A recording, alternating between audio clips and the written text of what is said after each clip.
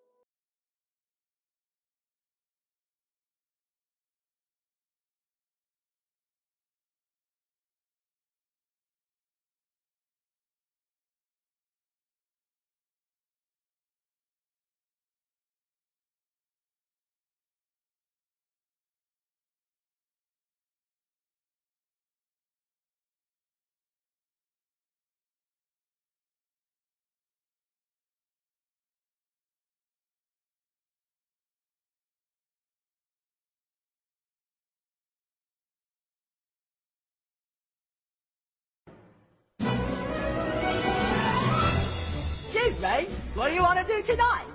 The same thing we do every night, Pinky. Try to take over the world.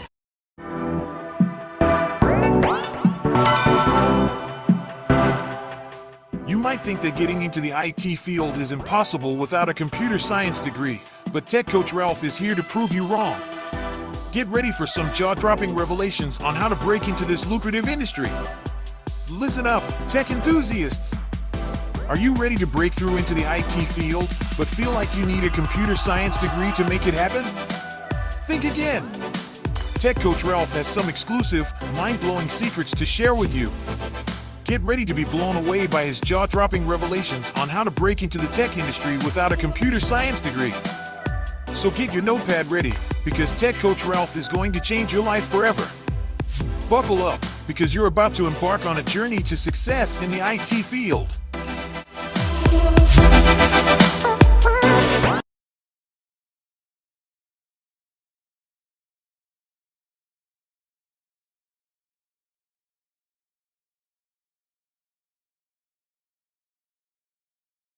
We the best. Let's get it.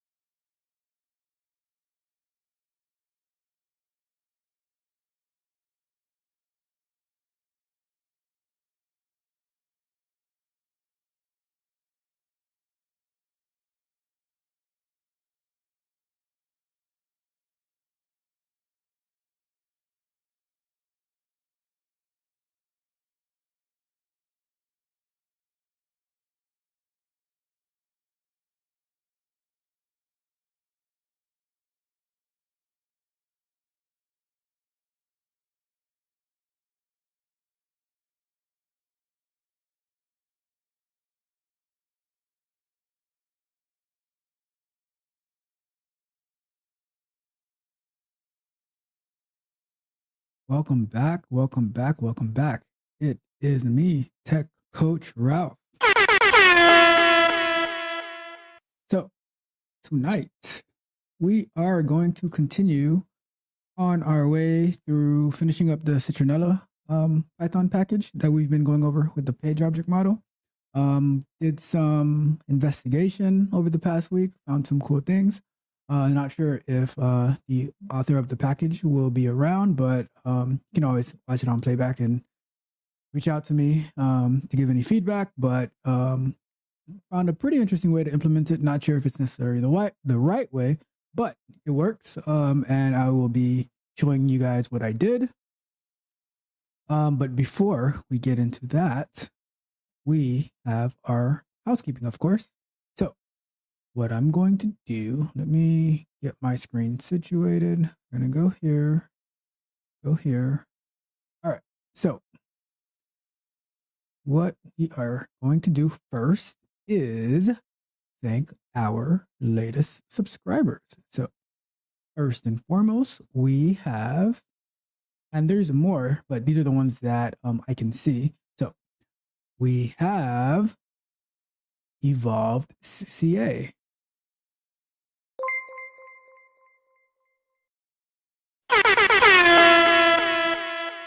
Welcome to the channel. I hope I can add great value to you in whatever you hope to accomplish. I hope I can help. And then we have Chastity.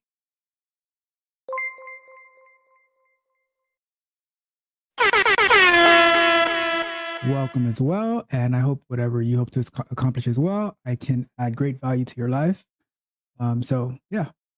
And right now, while the subscribers are low, I am very available to anyone who subscribe. Probably once, so definitely reach out to me once it gets like more, like closer to like 100. My availability may not be as much, but for those who were in the early set, reach out to me and I will always make time to give assistance to you. So keep that in mind. And if you need anything, reach out to me. If you need me to review your resume, help you like how to get into any particular industry, what courses to take. If you need interview prep, reach out to me and we will get that ball rolling. I am here for you. And I want to see you succeed. So if you're a subscriber, reach out to me and I will take care of you. So, and that's not going to last for long because as we keep growing, the availability gets less. So act now. All right. Okay. So that is the first thing. So once again, thanks to all the subscribers.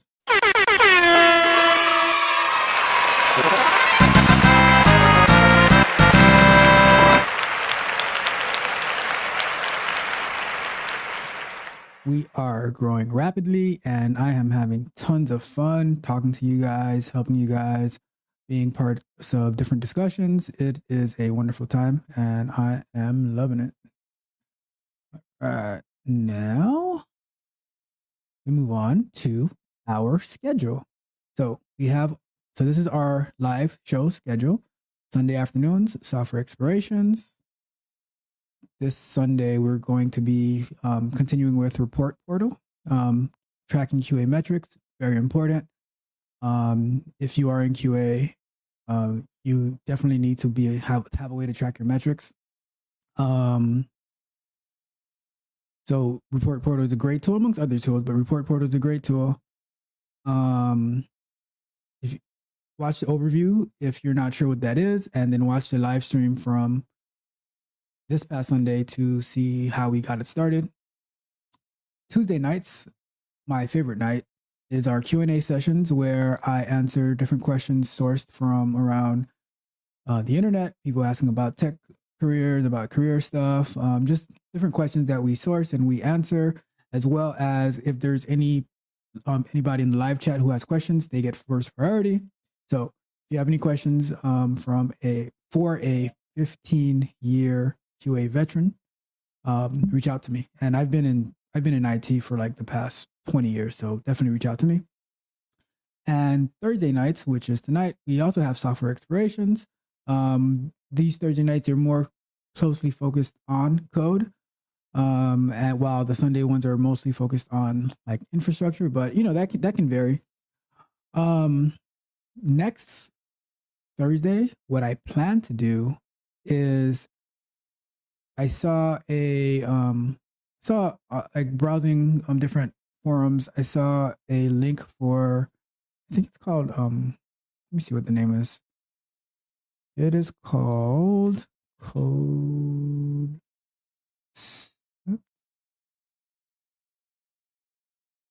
Yeah, it's called codecept.io. And it's based in JavaScript, but it's supposed to be doing some like testing with AI. So what I plan to do is go through getting it set up. Now, keep in mind, I have not done any automation whatsoever with JavaScript, and this is based in JavaScript. So this might take a couple of weeks to get through, but I am looking forward to it. From the documentation that I saw, it works with Cypress, it works with Selenium and JavaScript, and it works with I think Playwright. But to get started, because since I'm familiar with Selenium and Python and Java, I will try to apply that knowledge to JavaScript and try to get started with the concept to see how we can leverage AI into our automated testing, and then we can go from there. So to reiterate, we have our Sundays are software explorations, our Tuesdays are Q&A sessions, and we have our Thursdays, which is another software explorations. And give me 1 minute. I need to do something real quick.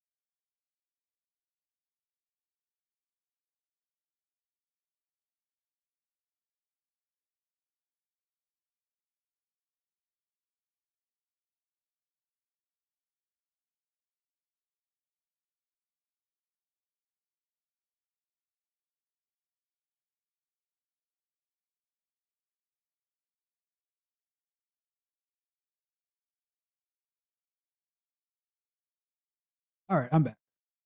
Okay, so you had to get my lighting situated. So we are good to go. So now we get to our pre-recorded content. We have candid conversations on Monday, where we just have some real talk. On Wednesdays, we have our software exploration guides, where we will go over some type of software concept overview. Yesterday, I released an overview of what QA engineering is. Very good information if you are looking to get into QA engineering.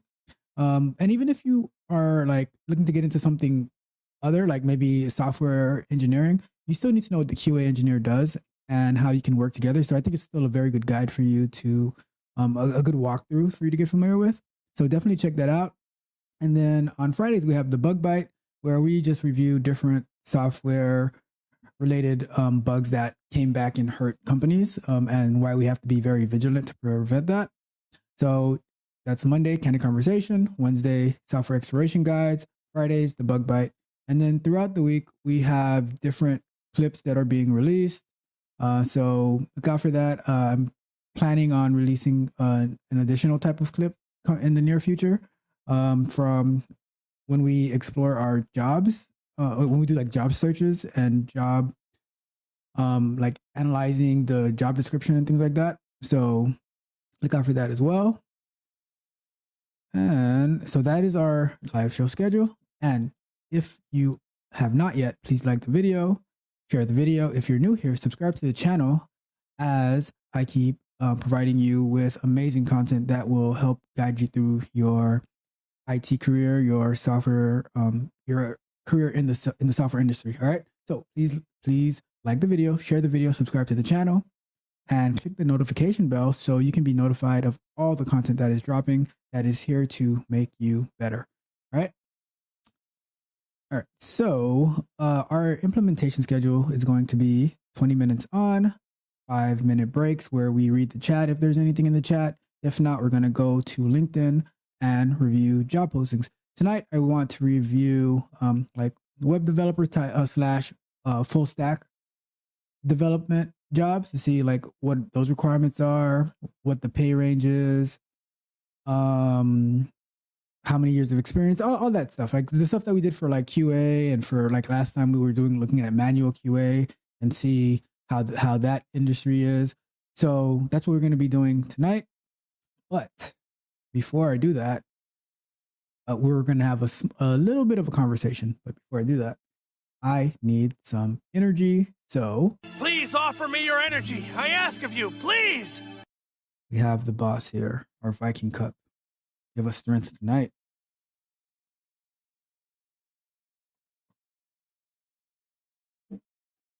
Oh, yeah. It's good. All right. So the real talk, right? Here we go.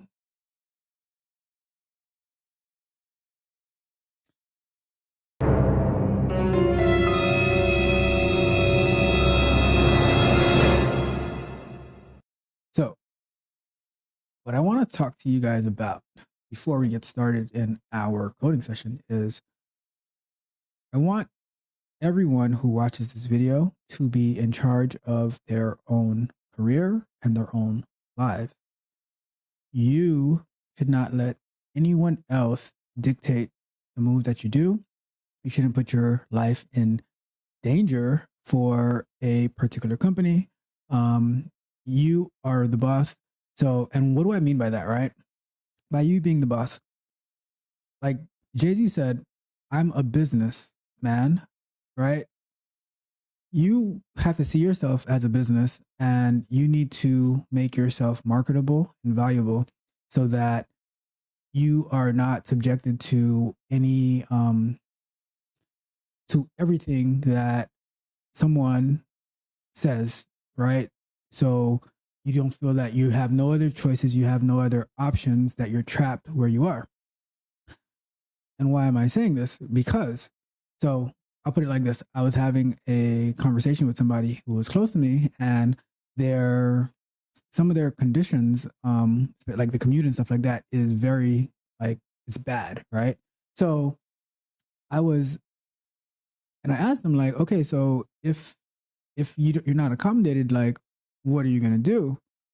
And the sentiment was like, well, I don't really have a choice. And that's the part that I want to talk to you about, is everyone has a choice, right? But sometimes that choice is, sometimes the choice is, well, I have to get my skills up so I can go and do something that's going to be in my best interest, right? It's not, oh, well, this is what they said and this is what it has to be. No, you are your own entity, and you need to make sure that your skills are, number one, are good, right? They're great. They're the best, right? You want to be the best. I appreciate you. Not that one. We the best. Yes, we are the best, and we strive to be the best at all times. So the point that I'm making is always keep learning, never take a step back, because once you stop, you're already taking a step back. So put yourself in the best position to win. And what I need you to do is don't think that you're subjected to any particular place. The value is up here, right? And you need to take that you have up here, everything that you've learned and how you apply it, and you need to take it to you need to market yourself. That's the best way to say it, right? And don't think that you are subjected to what any one person or company says.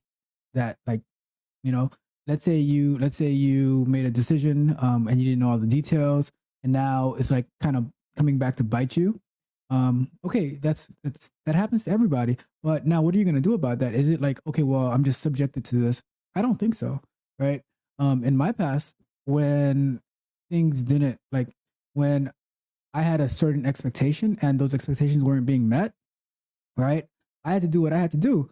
I'm not going to just be there and be subjected to, and just be subjected to whatever it is that like someone is telling me that I have to do when I know that it's not in my best interest and it's going to hurt me in the long run, right? Whether it's going to hurt me health wise or financially or like any factor that isn't going to be beneficial to me, right? Because a company is going to work in their best interest first, and you have to work in your best interest as well.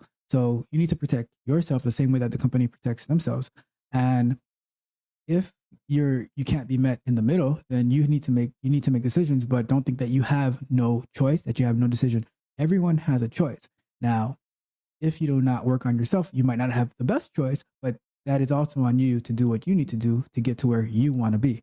So keep that in mind. I don't want to hear anyone ever say that there's nothing that I can do. No, there's always something that you can do, right? Now, the question is, do you want to do it?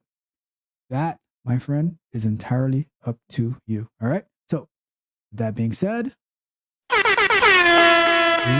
are going to get going. All right. So, let's do this. I don't think we're going to take too long tonight. There's only a few things that I want to show of how I did a couple of things, and then yeah, it's a Thursday night. Don't want to keep us here for too long. But we're gonna do our 20 minutes on and take our 5-minute breaks. So let's go to show our clock. And we are going to, oh, and I have an update because last week I was struggling with something and I figured it out afterwards, and we will talk about that. So let's go. Let's get some energy one more time because I am a bit tired, but the show must go on because you guys need to learn from Tech Coach Ralph that, and here's the thing, right? We may be tired, we may be a little bit slower sometimes, but we still get the job done. We're going to keep pushing.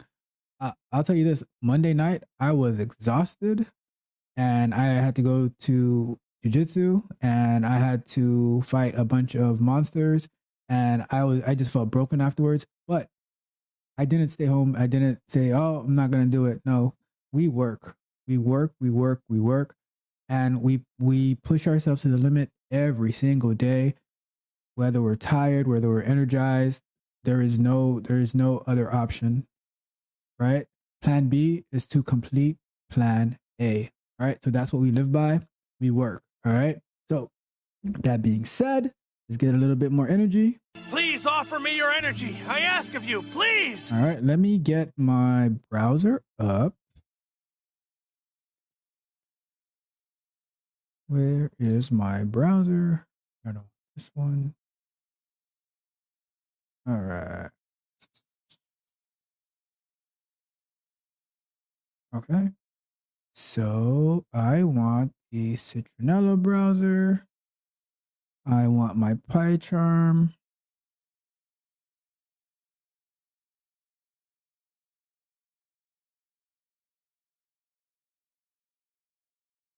All right.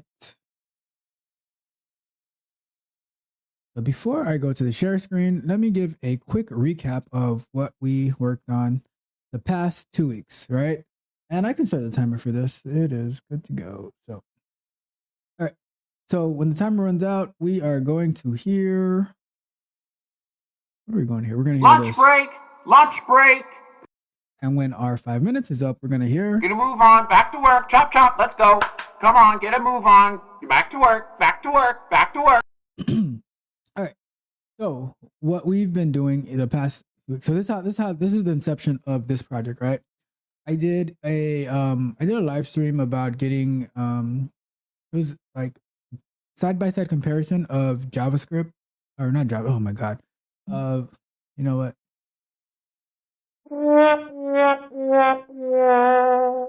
rookie mistake. All right. So I did a side-by-side comparison of Java and Python for Selenium WebDriver. So we went and we implemented the both of them. We did Uber Eats. Did we do Uber Eats for both of them? So I don't remember exactly which sites that we did, but we did Uber Eats and we implemented them side by side. Yeah, I think we did because it was same exact website. How I would do it in Python, how I would do it in Java, and it was like very basic. We touched on the page object model, and then a comment was left to me by our good friend Hey Chlor, and Hey Chlor is a subscriber, and so then Hey Chlor said, "Oh, you should check out this package called Citronella." So I went and I read the documentation, and I left them a I responded to this comment saying, "Yeah, I'll probably do a live stream about it." And a few weeks later, did the live stream, and Hey Chlor showed up in the chat and was like, pretty much, it was helping me a lot actually with some questions I had when I was getting stuck in certain places. And then certain things that I was trying to do that I would traditionally do in Java. He was giving some insight. So then last week we continued that, and we pretty much finished up. We pretty much finished up getting it in the Citronella package. Yeah, we in the format, like in the page object model using Citronella, we got it in the format. And then there were some things that I was trying to do that wasn't working exactly as I wanted to. So I was like, all right, I'm going to take it and take a more in-depth look at it a little bit. And I didn't even have to do like that much to look at. And I was able to figure it out a little bit. So we'll see. I will show you what I came up with, and then we will give it a run and we'll see how it works. All right. So with that being said, let's make this bigger. All right. So let's transition. Let me do something real quick. Give me one little second. We do it live. So we're gonna take this and we're gonna go here, here, here, go there, and then we're gonna go here.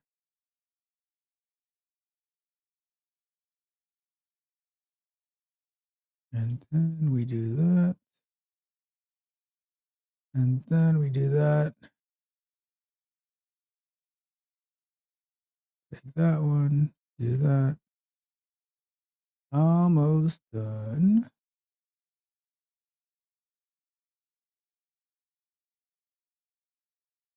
All right, let's see if that works. Doing things on the fly here, all right, people?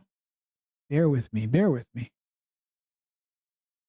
And we are going to share our screen. So, look at that. All right. So we are sharing screen. And let me get on camera. Am I there? There I am. All right, cool. So I have the Citronella documentation here on my left side, and I have the project on my right side. I don't really need the browser right now, but this is what we are going to do. Right, I'm going to share some of the stuff that I did. So let's see. This is not part of it, and that's not part of it. So what I was trying to do was, okay, so the way that I normally do, like the way that the page object model in Java, at least, the way that it actually in general, this is how the page object model works, right? You have your selectors, right? And I can even pull up Java actually, so I can give you a good example of how they work. All right, this would be a great example because I'm very familiar with it in Java.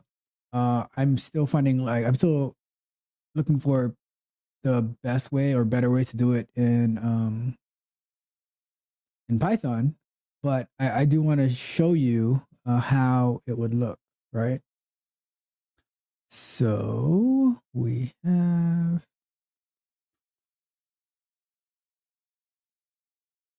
all right, let me find it.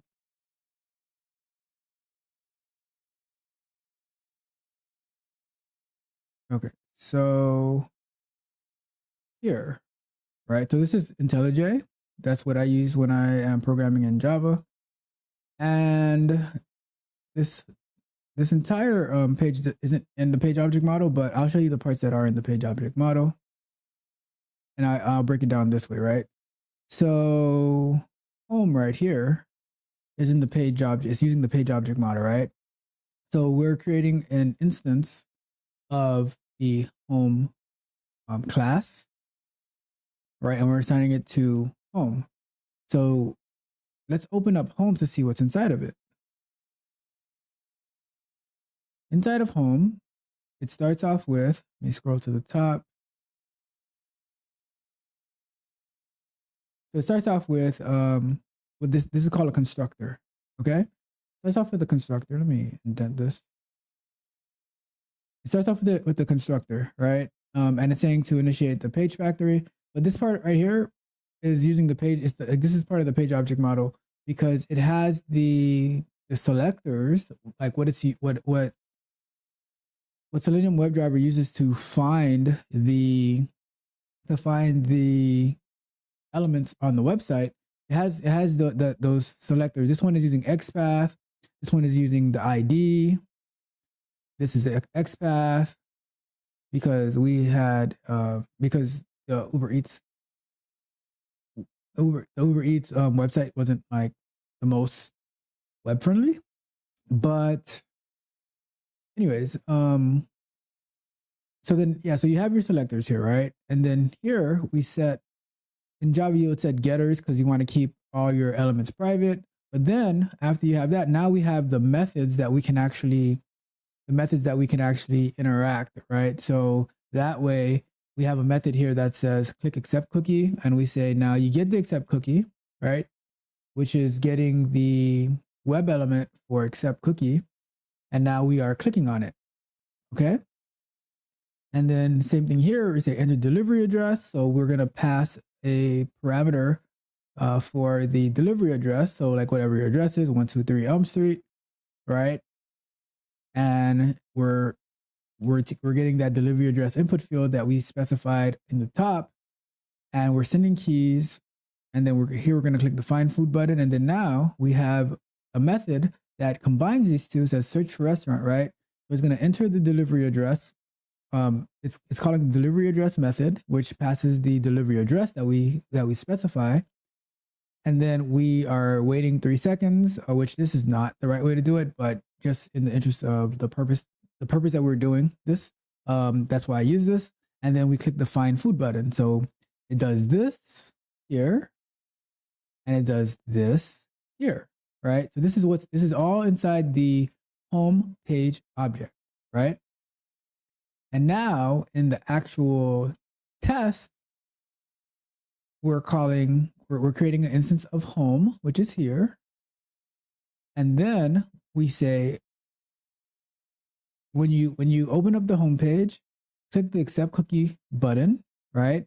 And then you're going to call, so you're calling the method for click accept cookie, and then you're going to call the method for search for restaurant, and you're passing this address of 8R37 plus 95 Coconut Creek, Florida, right? And when you pass that address, it's going inside the home page object, and it's calling that enter delivery address method where it puts this into it, and then it's doing clicking the find food. And then now so here, this is like, we didn't continue with the page object because I just wanted to give you like the overview of it.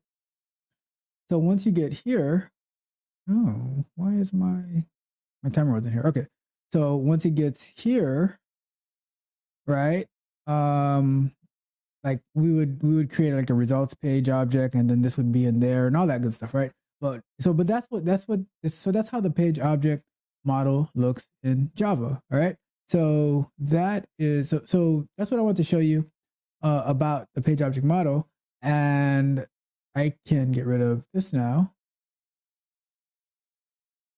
All right. So now back to Python and back to the Citronella, right? So what I was trying to do, I was trying to do it in the same fashion, which like if you use the traditional page object model like from scratch in Python, then it would pretty much work that way.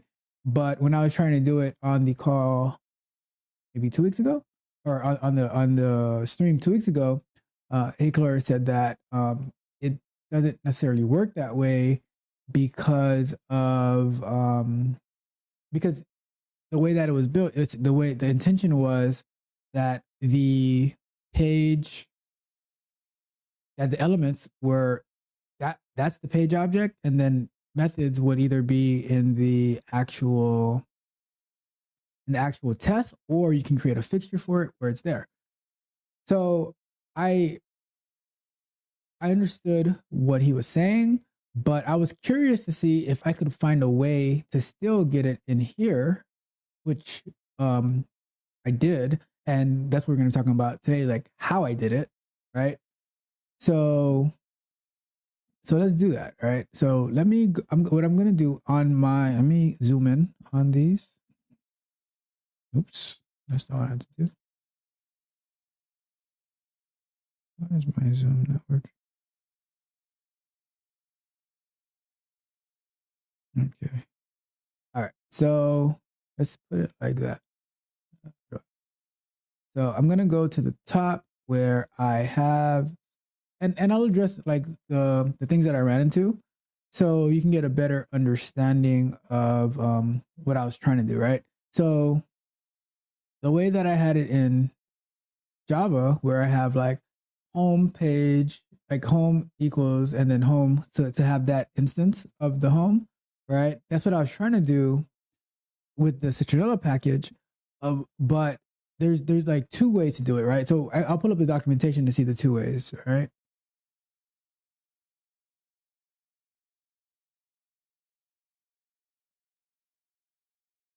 So way number one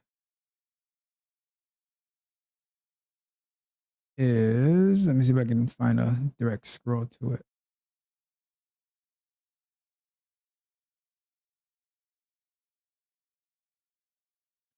All right, so actually there's two ways to do it, but then I modified the second way to do it a little different, a way that I'm more comfortable with. So this is where we're at, right? Let me go down to,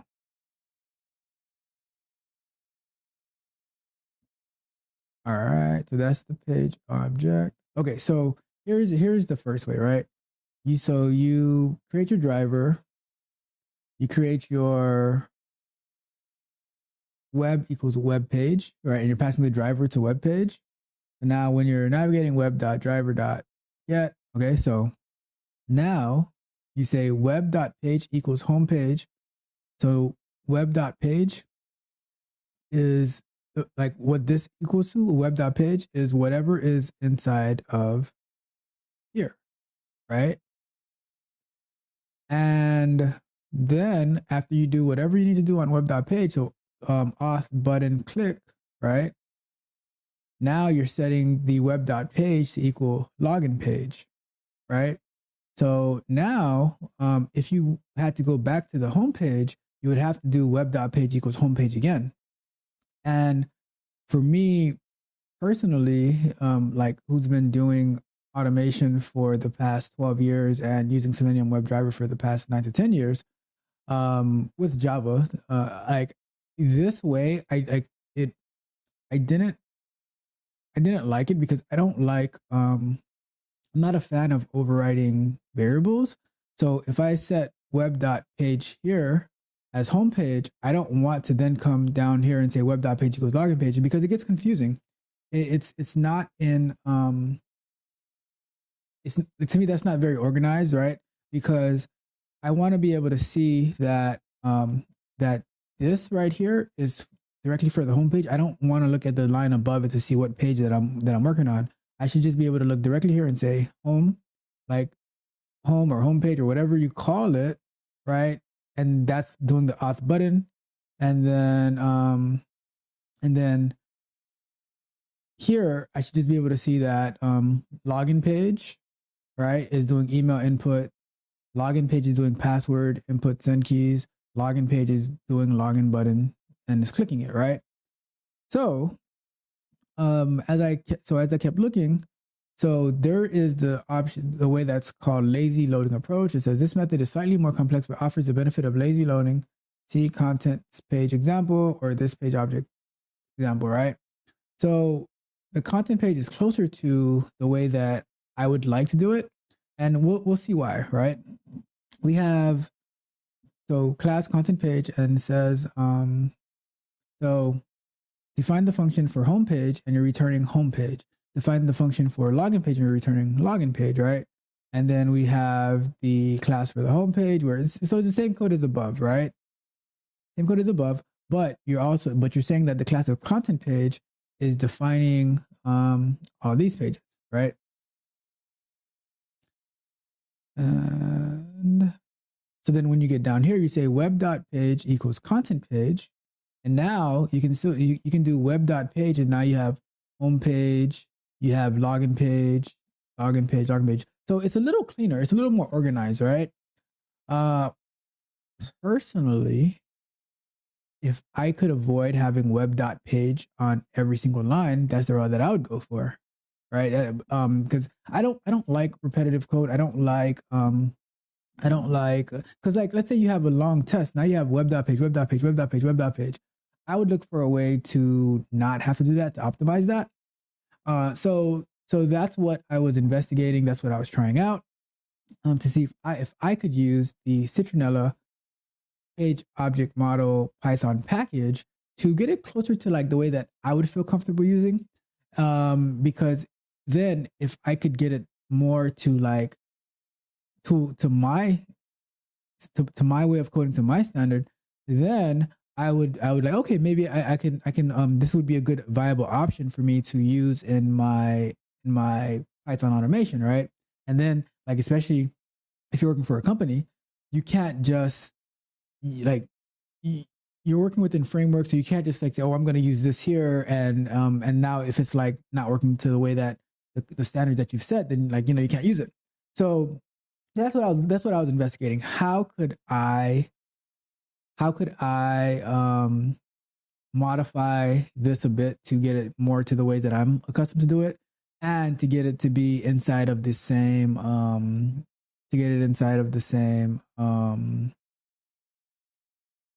page object file without having like, because I don't want to have like home page object model that has just the selectors, and then I have another file that says like home page actions, right? I'd rather the actions and the selectors be together in the same file so I can reference them easier. I don't want to be going outside of it and doing a bunch of stuff, right?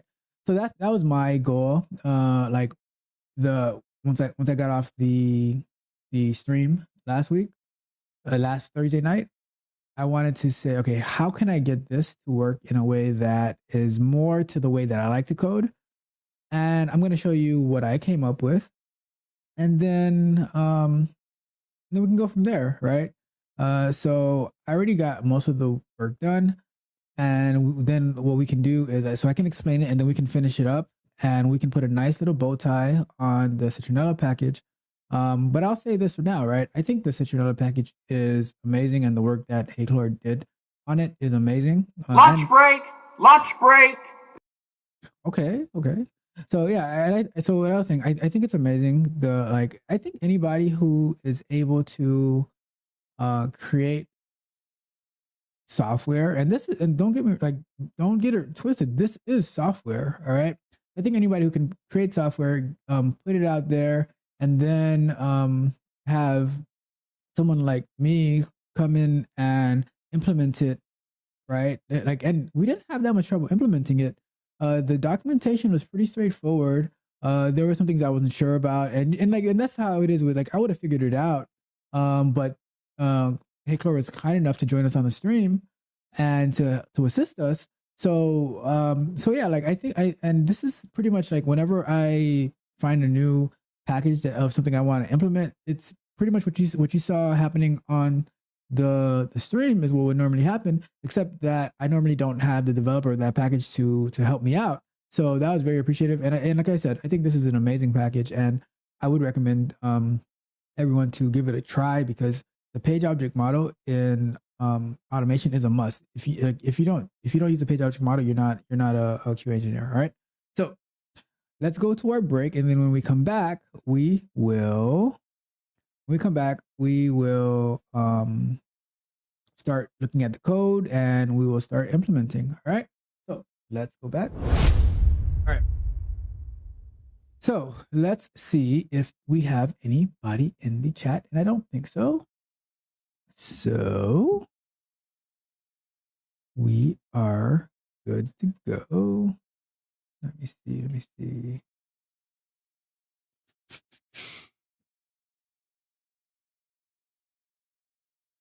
All right.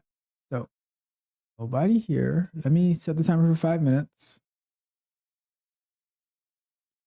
We're doing this 5 minutes. Okay. And let me pull up LinkedIn. And I said we're gonna look for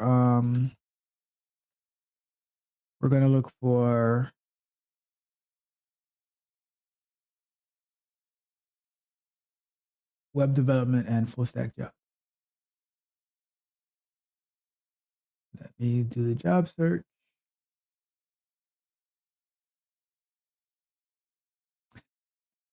Also, before we get into that, can you let me get a drink?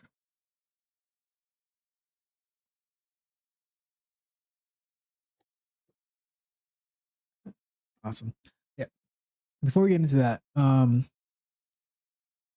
of my subscribers, very good guy, asked me to make a particular video, which I will be making. He asked like how to set up your LinkedIn to be popping, you know. So I will make a video for that. If anyone is unsure about how they can make their LinkedIn to be good, right? So that, because I'll tell you this, right? The company that I'm working for now, their tech recruiter saw my LinkedIn and they reached out to me, right? I had actually never heard of the company that I'm working for. A lot of people had heard of it. I had never heard of it.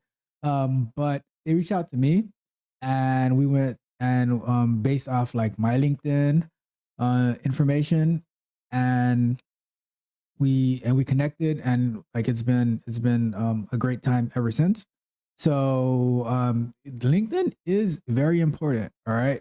So I will talk about, like, make a video about that, talk about it, and hopefully that can add value into your life, because I've come in contact with a lot of people the past couple of weeks who want to get into the industry, and I'm like talking to them, helping them out.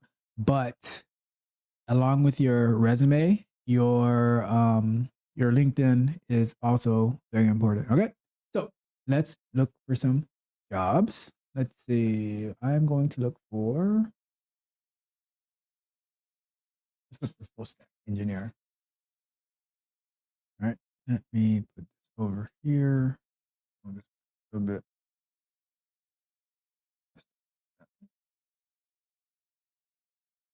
Okay, so let's transition in.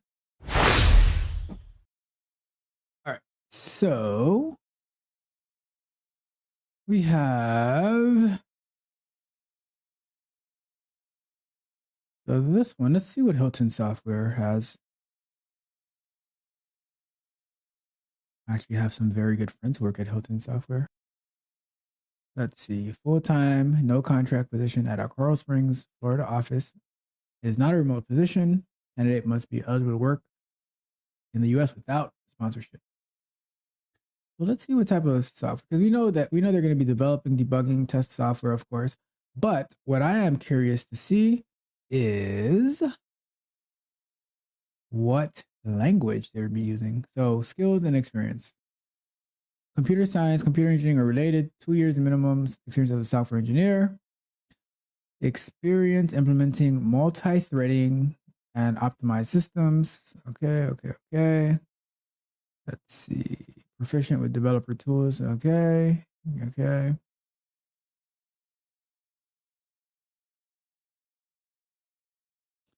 I do not see what type of developer this is. That is interesting because software engineer, they had that many applicants locally. Wow, that's interesting. That is interesting that there is that many applicants locally, but I don't see. That is very interesting. I don't see anything about what type, right? So, and what I mean by what type is there's different type of software engineers, right? You can have mobile developers. You can have front end software engineers. That's more of like the full stack. You can have like back end developers, like which are also software engineers, like Java, Python, C#, right? Get a move on, back to work, chop, let's go. Come on, get a move on. Back to work, back to work, back to work. So that's interesting to me that they didn't list exactly what type of software engineer because, yeah, I don't see it here. That's very interesting. Most companies would put it on there. Interesting. All right, well, let's do one more quickly before, because this one didn't pan out as I was hoping. Let's do one more quickly. Let's do this senior full stack developer at Fusion 92 in Chicago, Illinois. Ooh, hopefully it's the good part of Chicago. I want to get while walking to work. All right. So, okay, Fusion 92. I'm not too interested right now in what they do. What I normally do. So this is what I normally do, right? When I'm looking for, when I'm reviewing these jobs, right? I will go straight down to the summary and the responsibilities and the requirements. And then if I see that this is like this interests me, then I'll go back up to the about the company and about the actual job itself, right? So let's see. Let's go to let's do job summary real quick. As our team grows, we are looking to add another full stack developer to act primarily as a contributor, but also provide leadership in the team. Our ideal hire would have 5 years experience in a full stack web development role and have some work example code and or final product. So that means work example means a portfolio, right? So don't ever let somebody tell you that a portfolio is not important. A portfolio is very important. And you can even have a portfolio as a QA engineer. So don't get it twisted. Like everyone needs a portfolio. And I plan to build one together on this channel where we are going to build our QA portfolio. And you can see all the things that I put in there. But I don't know when that's coming. So if you are looking to become a QA engineer sooner than later and you don't have a QA portfolio, reach out to me. And I can work with you one-on-one to help you build out your QA portfolio. So like I said, right now, the people who contact me now, they will get more of my attention because as we get bigger, it will be impossible to continue providing you with all this amazing content and to give everyone one-on-one assistance. So let's see, we are relatively small development. And okay, so, all right, yeah, this is like common information. This role can be remote or part of our Chicago or Detroit offices. While our offices are currently open, daily in-office attendance is not required. That's cool. So okay, here we go. Right here we go. Here's what we're looking for. General responsibilities.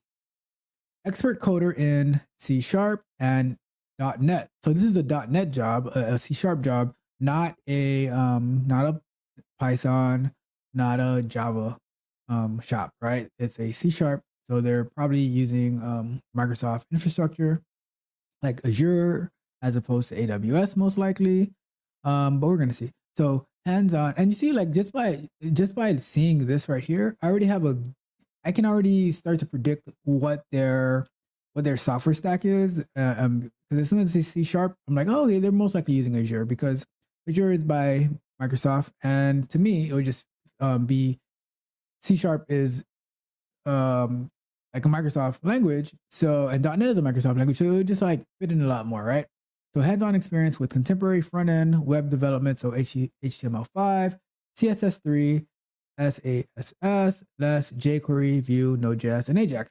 So, and this is the typical software stack for full stack developers. When I was going through the full stack course, and like I already knew HTML and CSS. So learning more about HTML5 and CSS3, that was like very helpful. But then like getting more familiar with JavaScript and Node.js and React, that was very fun too. But and that's the knowledge that you need, right? And I think like even if you don't want to be a full stack developer, I think as a QA engineer, the best thing that you could do for yourself is to take a full stack course, right? So you can understand the stuff that you're seeing. Like when you get errors and you're debugging, you can actually understand what you're seeing. The same way as like if you're working an application, right? Take a Java course, even if it's like not an intense Java course. Like still take a Java course. So like which pushes you a little bit further than automation. So you can have a better understanding of what the code is doing, what you're looking at when you get errors, better understand the API stuff, so that's very important as well. All right. So hands-on experience with Microsoft technology stack. What did I say? Hands-on experience with Microsoft technology stack, Azure, Visual Studio, MS SQL, Windows Server. Hands-on experience with data transfer formats like JSON, XML, etc. Hands-on experience with REST and SOAP. We're also using SOAP that much? I don't know. So REST and SOAP, their API calls or API types. Like so, you can use REST to make APIs. You use SOAP to make APIs. They work a little bit differently, but they essentially get the same outcome, right? SOAP uses more on the XML side and REST more on the JSON side, right? Experience with Atlassian tools. All right, that's GitHub, whatever. Okay. Can read and write functional specs. Okay. Communicate. Okay. Oh, can effectively communicate scope creep. That is important, especially as a senior, to prevent scope creep when you're working in stories. All right. Is comfortable guiding clients and project management through complex technical architecture. Yep. That sounds pretty much standard. Requirements in modern front-end framework, Vue preferred, writing maintainable and testable code. Yep, definitely. And look at that right here though. Testable code, right? Testable code, very, very important because, and you know what? I'm going to say, if your code isn't testable, it's not maintainable, right? That's a hot take, all right? If your code is not testable, then it's not maintainable, okay? So, look into Uncle Bob's book, Clean Code, so your test can be testable and maintainable. Look into test-driven development if you have to. If you're not doing it yet, very important. An eye for basic design as well as UI and UX. That's where I fall off. The ability to communicate effectively with both tech and non-tech oriented team members and clients. And that is very, very, very important. The ability to communicate effectively with tech and non-tech oriented. And I think in my career, that has played a major role for me, being able to communicate effectively with so I'm able to understand the technical stuff and able to have conversations with developers and DevOps people and whoever, right? Other QA people. But I'm also able to have non-technical conversations to like the customer, to the customer support staff, to the customer, to let's say the Scrum Master or the product owner is not as technical. I'm able to have conversations with them be that liaison, be that bridge between some of the developers who all they talk is tech and the business side of it, where they talk like where they're talking business, right? So having that bridge, right? So they must have strong communication skills, code comment, interoperability, must be highly motivated, self-starter. Okay, so this is like just now they're just talking about standard stuff here, right? Adept at programming, solving, must be highly organized, 5 years plus of development experience within a collaborative team. So, like this makes sense for a senior, right? Working within a team for 5 years. So yeah, and it says it's preferred, so it's not necessarily required, but that's what they're going to be looking for. And then experience working at a digital agency and or ad tech is a plus. So yeah, so here are the nice to haves. I think this is like must be highly organized. That's super important. Adept at problem solving, super important. Highly motivated, self-started. That goes without saying. But I mean, like although it goes without saying, a lot of people are not this. I worked with some developers in the past that like they wanted to go do other stuff instead of coming to work. Like coming to work was a burden for them. And those were developers that you would as soon as they tell you that it's ready for testing, you're sending it back 2 minutes later saying, "Oh, I can't." As soon as I click on this on the homepage, the site is broken. So must be highly motivated, self-starter. Or is that you? Right? If you want to become a senior, is that you? Yep. Strong communication skills. We went over that. All right. So yeah. So that's pretty much that. Okay. So that was the senior full stack developer. What I'll probably do, because there's a lot of people who are entry level. So when we come back, when we finish our next break, I will filter down to entry level. Okay. So I'm going to leave this here and I am going to go here and let's put our timer on. Okay. So we are, all right. So we reviewed this. All right. So now let's get to the code, right? So last week, when I was trying to, so I got the homepage to work, right? And then I was trying to get the search page to work. And I'm not gonna let you see the code right now because I want to show you what was happening. Okay. So let me hide the screen so I can break it again. I'm gonna break all of them. So you don't realize my error.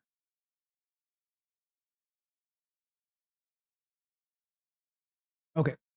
So what I was, get it back on the screen.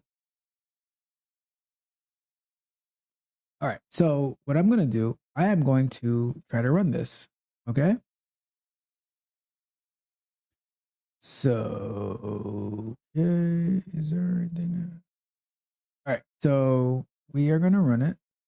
This one. Oh, I have to plug in the computer. 1 second, please. You'll be able to see it running while I plug in the computer.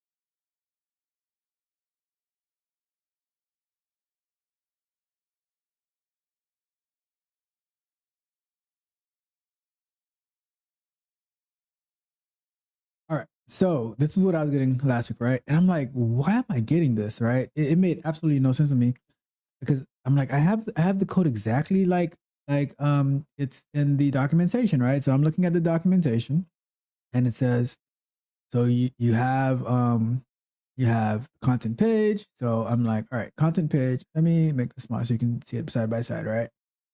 I can just move this over here. All right. So let me close this one out. So I'm like, I have content page, and inside a content page, it's you know, home, search results, just like they have it here, right? And then,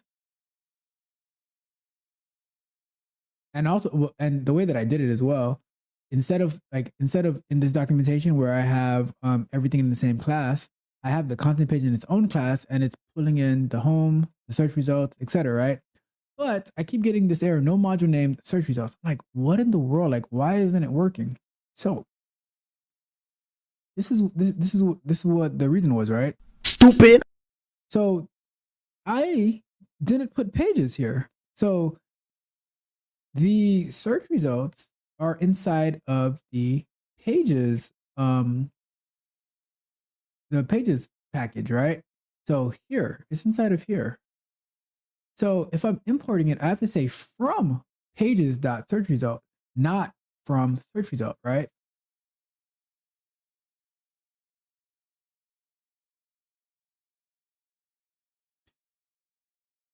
So that was why it was failing last week.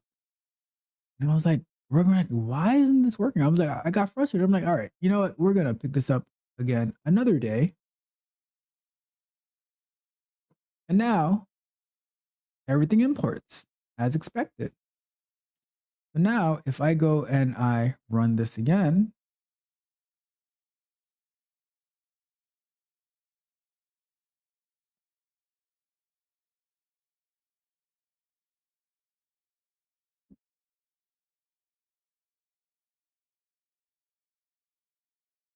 so it's going to enter the address, search for it.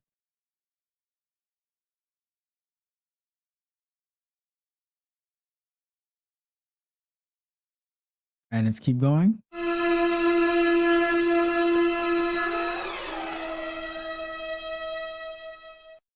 What a silly mystery, right? Stupid.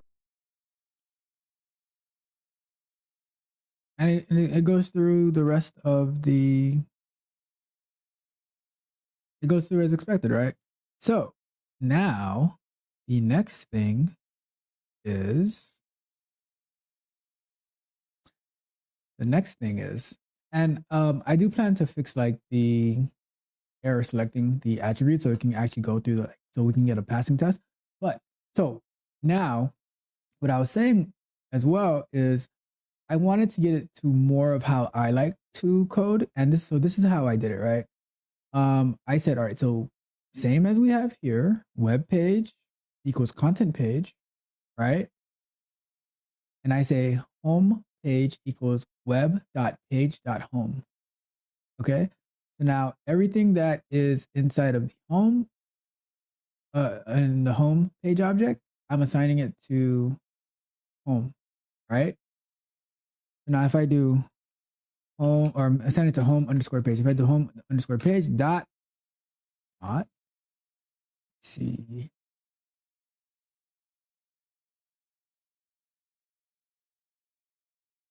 Okay, no. So that's all I need, right? I need, so that is my content page, right? So what I'm doing is the content page, right, which is web.page, it includes home in it. So let me put them side by side. And we don't need the documentation anymore. So this home page is assigned to what's inside of the content page home. So home page equals equals this, right? And this is saying it's from page.home, import homepage, right? So it's that class, okay?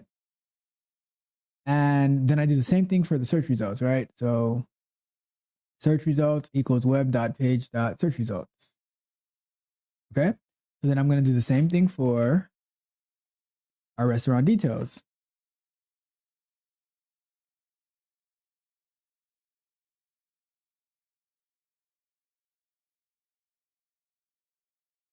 Okay. And then I want the same thing for item details.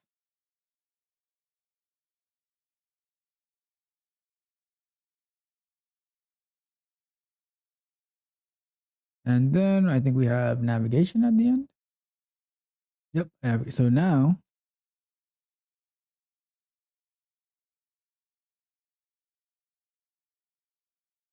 all right. So now I have the content page for the respective page object assigned to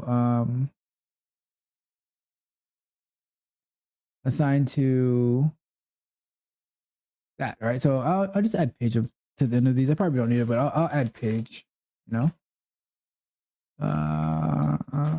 Page. Yeah, so those page objects are assigned, right? And then now what I did was inside of the home page object, right? I said,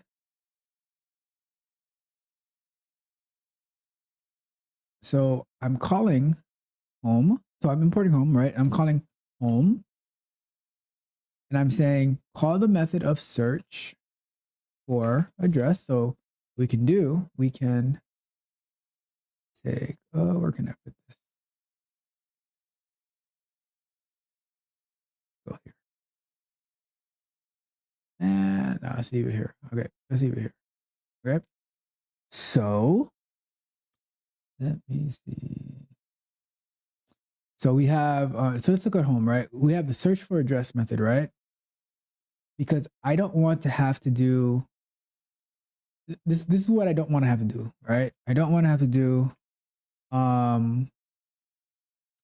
don't want to do this, right? Web.page.home.delivery address field.click, or yeah, .click. I don't want to have to do that, right? It's to me, it's too much, right? So what I did was inside of the search for address method, and there's still probably a better way that I can do it, but just to see if I can get it to work where I have the actual methods inside of the page object, this is how I implemented it, right? I said, so I have the method search for address, like the same, similar to how I had it in,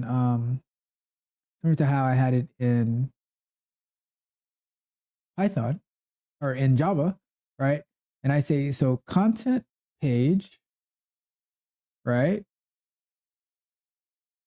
is delivery address field dot send keys. And how was I able to do that, right? Because the reason that I was able to do that, because over here, the content page is being assigned to this, right? So this is coming back into here to get its respective selector, right? It's not the cleanest implementation. Like I'm not like I think there could be a better way to do it, which I could probably investigate a little bit more, but I think it's still a cleaner solution than having to have two different files and everything like that, right?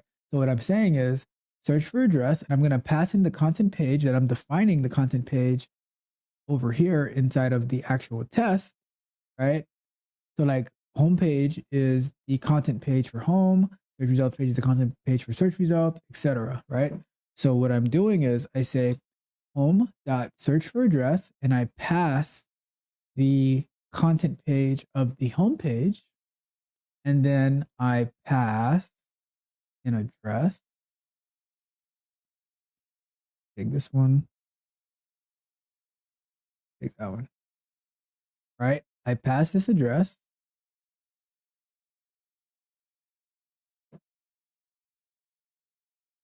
And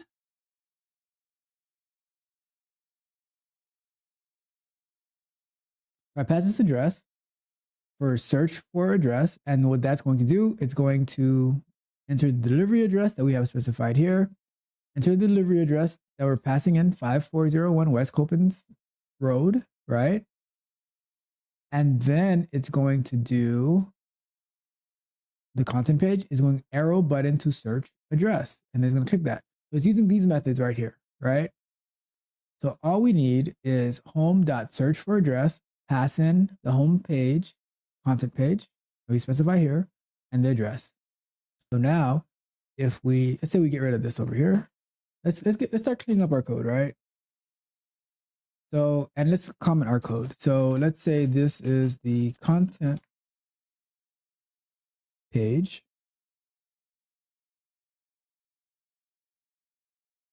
Or I'm gonna name it something that I can understand better, right? I'm gonna say create instance of each page object, right? All right, so then we say, let's say search for address, right? Let's keep going. So now we do not need this web.page.home delivery address because we're taking care of it in this one line over here. And this one line is being taken care of these 3 lines, although time.sleep is not the best way to do it.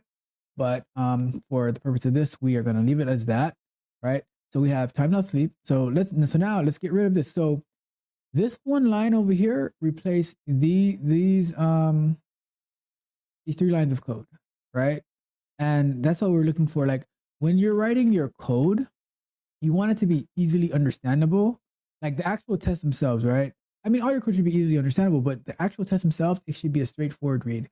So what I'm reading here is home, like on the home page, search for the address, this address right here, right? It's going to search for it.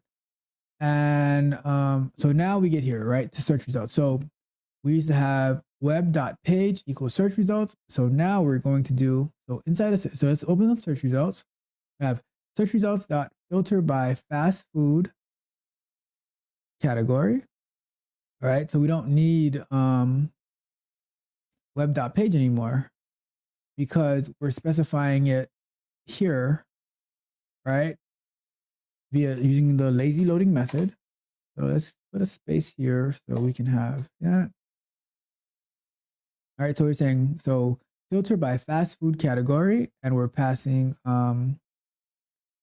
the page object from the content page into the method of, we're passing it into the method of filter by fast food category.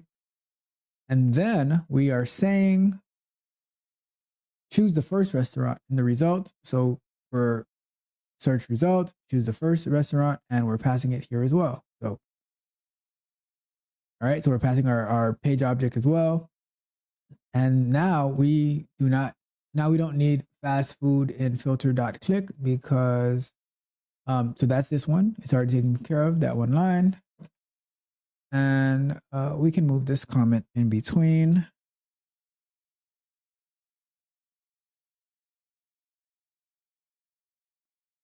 All right, so let's keep going.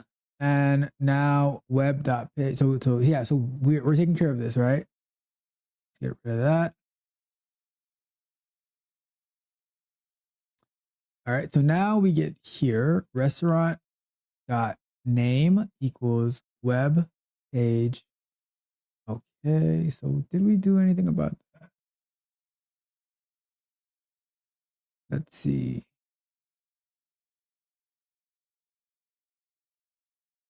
Okay, so this is, all right, so this is where we're trying to validate that there is a name, like it actually opened up a restaurant. So what we're going to do is, did I get that far last time? Let me see. Yep, got Wendy's. So what we want to do, we do not need to use this. We don't need to use, so yeah, we're not using web.page because web.page, well, this is using the direct content method, right? So let's open up the restaurant page object, right? And we have restaurant name. And we have, okay, first popular item menu. So that's what you'd click on. So now, how can we not use web.page to get the restaurant name? So we can do,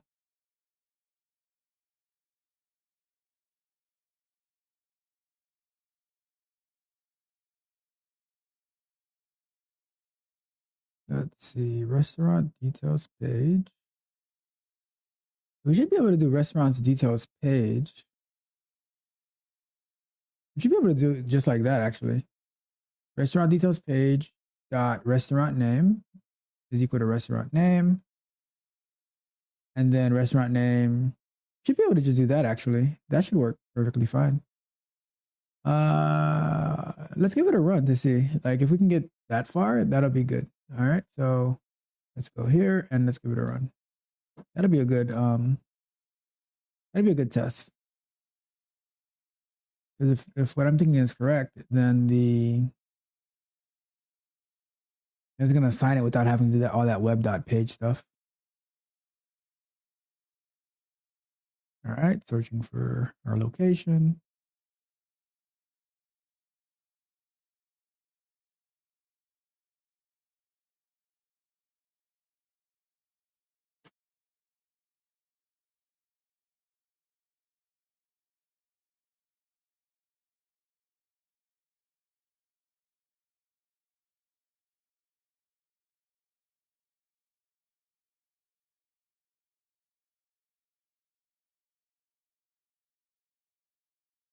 I believe it went through, so perfect. Lunch break! Lunch break! And we are right along our break time. So that being said, it worked perfectly fine. So we reduced the code a little bit more, which was the goal. So perfect. All right.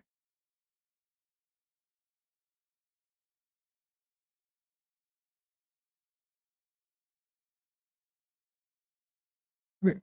So let us take a break. All right. So let's see. Anything to address? No. Put our timer on.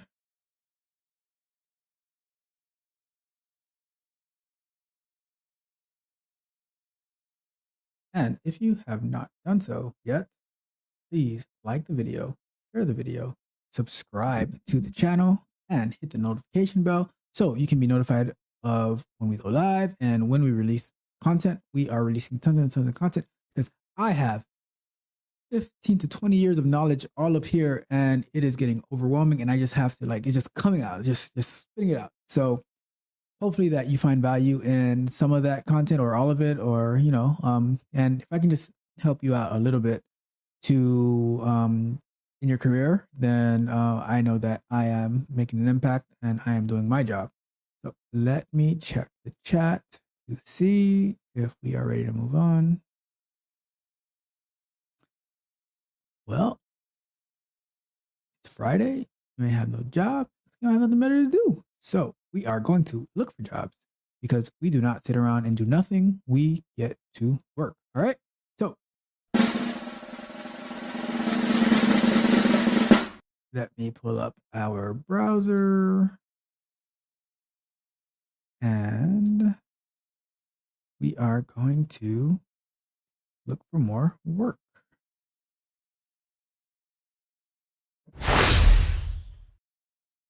All right. So we were looking at Fusion 92, but we're going to switch that up to, let's look for entry-level positions. So let's see, the lead group, it is United States, remote, and let's see what they have available here. So, all right, so let's go straight to the responsibilities. Work with software engineering managers to design, develop, refactor, and test some old, some new, and some still being conceived web applications. Okay. Build reports to find yourself optimizing those long-running database queries. Enhance our existing monitoring and alerting system. We don't like when things break, but when they do, we want to be the first to know it. Dig through the logs, trying to find that pesky bug that only showed up in production.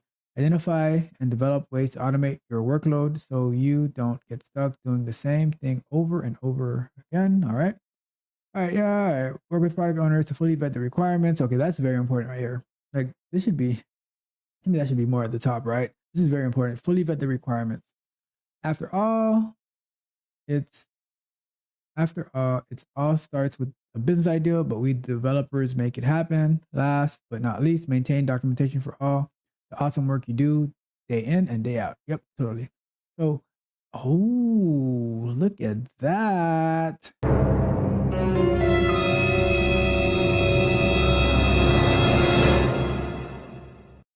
What happened last time when we were reviewing like QA positions, right?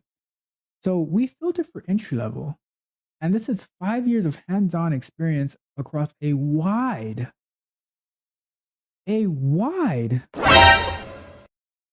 gamut of technologies, including but not limited to 2 years knowledge of PHP. Yes, people are still using PHP. MySQL, Postgres SQL, SQL Server, OK2. Aw, thank you. HTML5, CSS, JavaScript, jQuery, and most importantly, modern JS framework like React, Angular. Angular is not that modern, but or Vue. Very good understanding of how web applications work, including security, session, and state management. Good knowledge of version control tools, preferably Git, passion for best design and coding practices, and a desire to develop new, old ideas. Always. Strong analytical and problem-solving skills, BS, or so a bachelor's or a master's degree in computer science, engineering, or a related subject, or equivalent work experience. Right? So, what does that mean? Right? It means that they are willing to hire you if you do not have a bachelor's or a master's in computer science, engineering, or related subject, but Get a move on, back to work, chop chop, let's go. Come on, get a move on. You're back to work, back to work, back to work. rude or equivalent work experience. What is equivalent? Because if they are asking for 5 years of hands-on experience across a wide gamut of technologies, including but not limited to all of these things, right? 5 years of hands-on experience.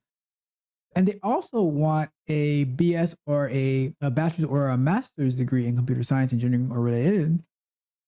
Would equivalent work experience be 10 years if you don't have the bachelor's or the master's?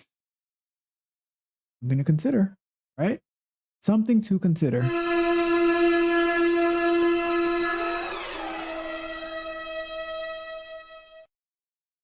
So think about that, right? Like, and remember, we filtered for entry level. Any like below entry level is internship, right? So you would think at entry level you can have like 0 to 2 years of experience, but no, they're asking for 5 years of hands-on experience. Okay, so keep that in mind. But we are going back to code so we can wrap up soon because I have things to do and we are almost done. So we are going to get back to the code. All right, back to the code. So we are here. We got this worked up. Yeah,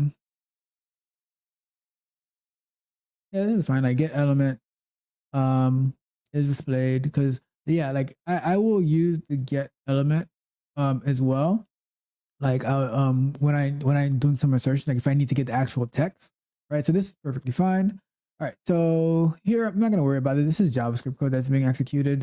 There's other ways to do it, but you know this is not the focus. All right, so now the popular item, right? So the same way that we were able to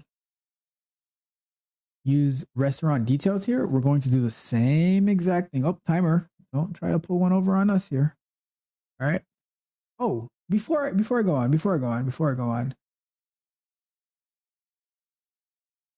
this guy right here, Diego, is my friend. So shout out to Diego for finally, for all this time, catching me live. My friend for life. We work together and he is an amazing person. So one more time for you.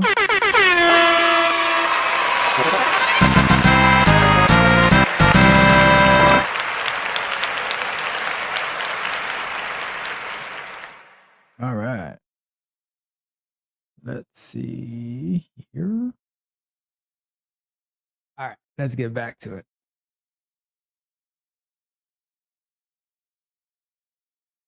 All right. I had to stop the show for that because that's my guy always. That'll forever be my guy. And he introduced me to Brazilian pizza, and that is the best pizza that I've ever had. So just had to throw that out there as well. All right. Best pizza I've ever had. So let's move on. All right. Okay, I can't. Let's move on. All right. So we're skipping this part right here. This is like just JavaScript code. We're needing that to scroll down. So yeah, here we are. We're going to take restaurant's detail page, and we are going to go here, right? So that should work. So it's assigning. We don't need to do that, actually. I wouldn't do that. I'm just like what I would do in this instance. Okay, so we probably didn't fully. Okay, we didn't do it on the restaurant detail page. What I'm gonna do here, I'm gonna say create a function for click on first popular menu item. And I'm gonna go here, and we're gonna pass the content page like we did on the other one, right? How we do? Yep, content page.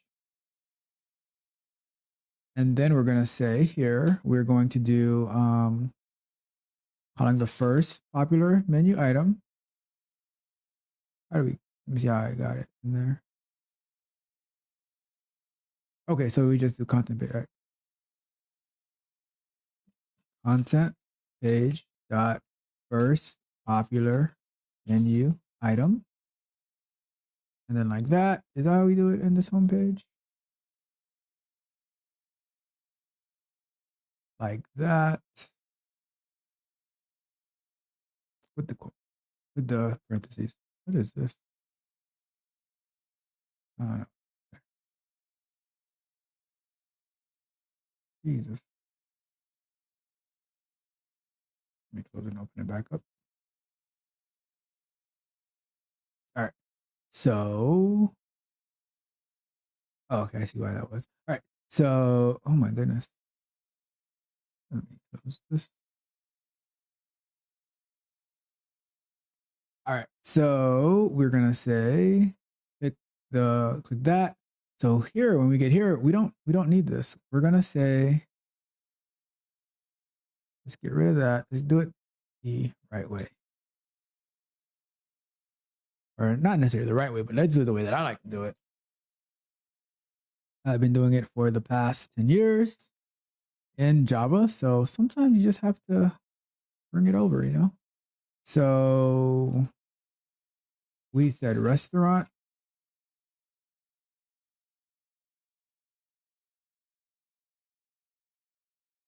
Where is it?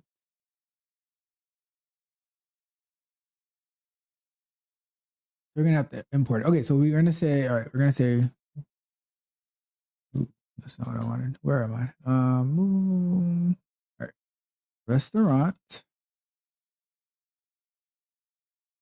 dot click. So now I can import it. Import page out. Okay, import that restaurant dot. So now if I do the dot here, I should get it. predicted text, right? It's going to click on the first item. All right. And we are going to go to, so now we get over here. So this, we're assigning the navigation page, but we are going to do like we did for restaurant navigation. Or before we do that, let's make sure we have our methods in our navigation. All right. So what do we need to do on the navigation page? We need to, we're counting the items in the cart. And then is there anything else we're doing on that page? Actually, no, there's not. So, so this one we can just do, this one's just going to be navigation page. All right. So we don't need this anymore because that is being handled through the lazy loading of the content page.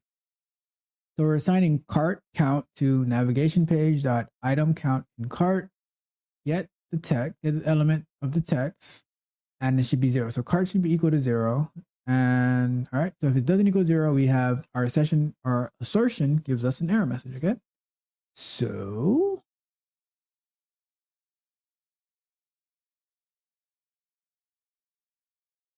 all right, so now we get here and now we are over here. So item details. So now let's see what's so now let's do our item details page. Okay.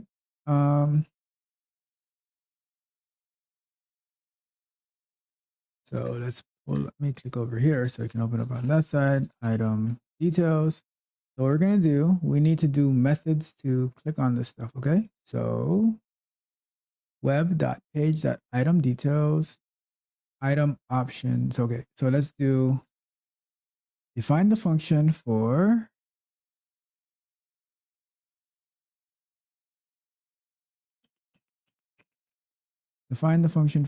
all right. So click item option radio button, right? It's something I should have done on the other page, but I'll do it on this one. So we're going to say content underscore page, and then we're going to say print and click on the item option radio button. I like to print out what I'm doing just so like I have in the console it's printing out for me so I can have I can follow along as a test is running. Okay. So now I'm going to do content underscore page dot, and then we're going to do from up there, we're going to say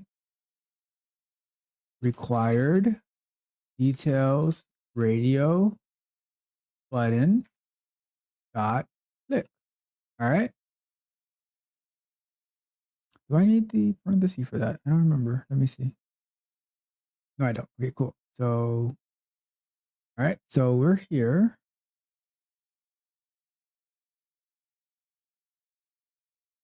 And we go to,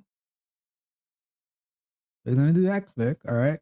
So then the next thing that it's going to do, it needs to do add to cart. So we're going to say define. So click add to cart button. All right. Content page. We can pass in the page objects and we say print and click add to cart button. And we're going to say content underscore page dot. So the first thing that we're going to do is see the visibility of the element. All right. Or no, not yet. We're going to do add to cart button and then EC visibility of element located. Right. And now we go to the next line. And now we're actually going to do the click. So inside of this click add to cart button, we have everything defined for adding to the cart. We're going to wait for the button to be visible. And we're going to click the button once it's visible. And we are also printing out what the step that we're doing. All right. That's very important. So we have that. And now we get over here. So now we can come back over here and we can replace all this code. Right. So let's get rid of our commented out code because we want clean code. We want to just be able to look at it easily. And what we're going to do once we're done, we're going to come back and look at only the test and see how much more readable and how much cleaner it is now that we've optimized it to a way that to our satisfaction, or at least to my side. Maybe you don't like it, but I like it, right?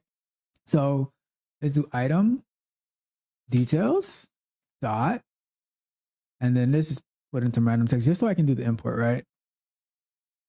And now I'm gonna go dot so I can get my click add to cart button. Simple as that. So let me copy this real quick, right? Just so you can see what we went from. So we had this here compared to that. So let me see. I see that we have Diego. Hopefully you're still here, but I have Diego and Melissa in the chat, right? If you had to choose a way of, if you had to choose a way of writing this, right, that it would be more understandable to you to know what's happening. Would you want to go with this one with like these 3 lines of code that's doing a bunch of stuff? It's repeating this part over and over and over again?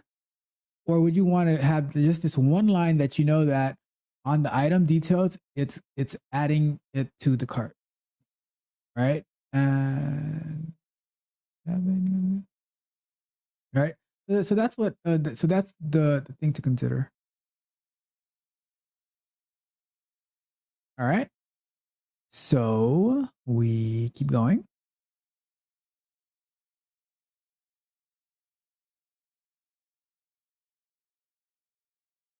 All right. So let's keep going. Let me get rid of that.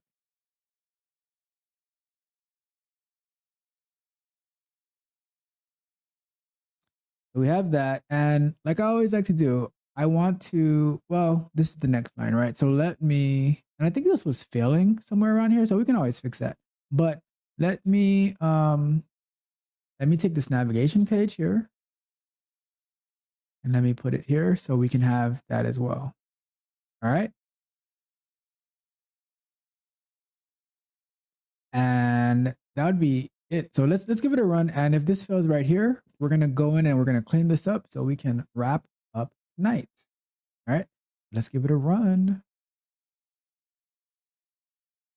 Are we ready for this?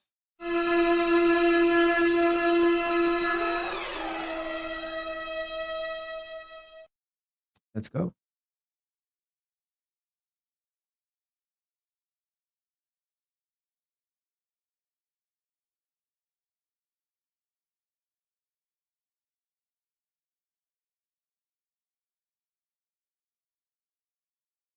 All right, so it's going to put in an address.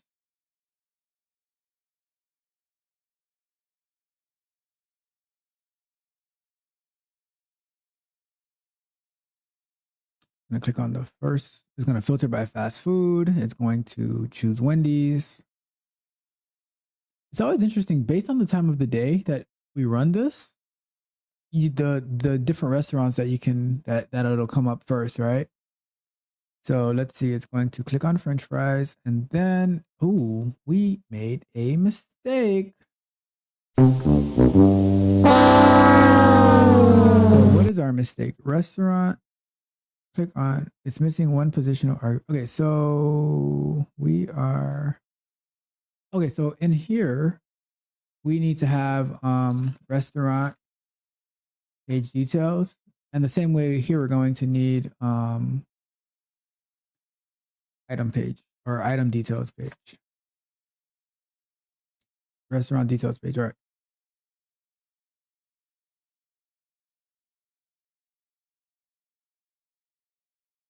Okay, so, all right, so let's run it again. All right, so let's give that another try.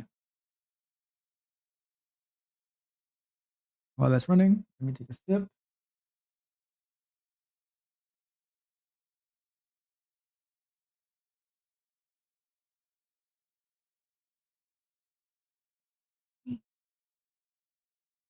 I don't know why it just tastes better in this cup, right? This cup, it has a taste of victory, right? Look at that.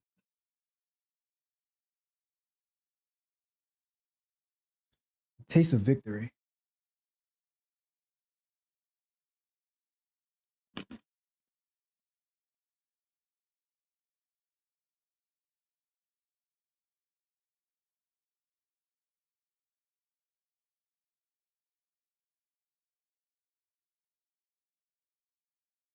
Let's see what happened now. Restaurant detail page.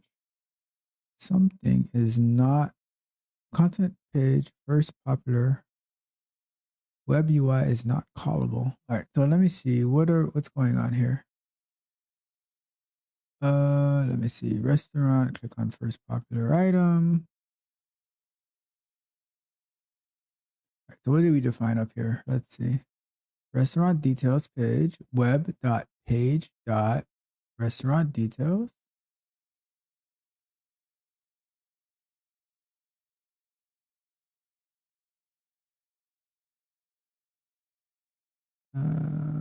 Oh, it's just restaurant. That's why.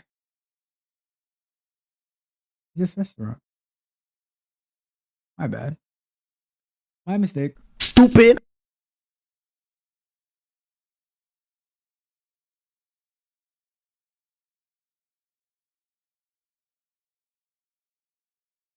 And don't let this soundbite Stupid. fool you, because it's just for fun and games, because we are, We the best. right? And Ain't believing us. but I believe in you, right? I believe in you. Okay? So keep pushing. Don't like, we have fun, all right? Like, you should be able to have fun with yourself and play around. But you keep pushing forward, because if you're so uptight about it, then you're gonna be burned out, you're gonna be miserable. But we keep pushing forward and we keep winning, all right? All we do is win. We are The only thing I'm addicted to right now is winning. all right. So let's fix this up a bit. Let me make sure that the other page is called properly. So item detail. Yep, item details is good. Now, all right. So that's what that was. It was just a typo on my part. So let's go.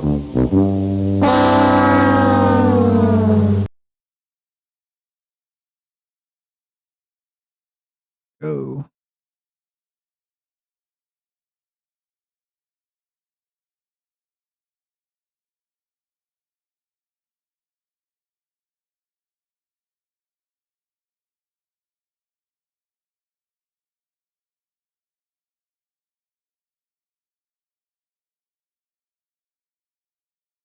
All right. That's not actually a restaurant. What are you talking about? All right, let me see. Getting on my nerves. Let me see. No attribute restaurant. So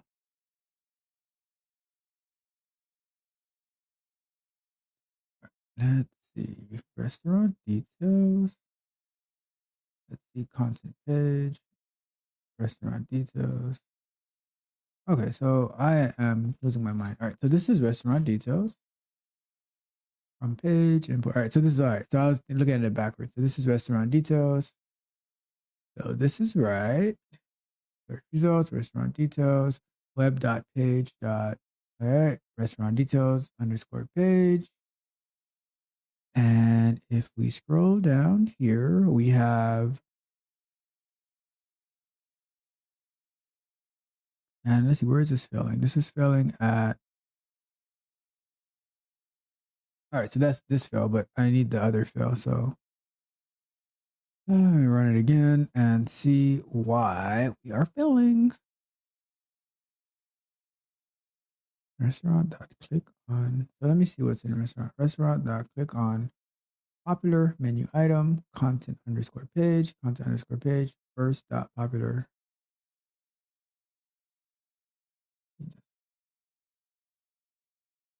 Oh. Stupid.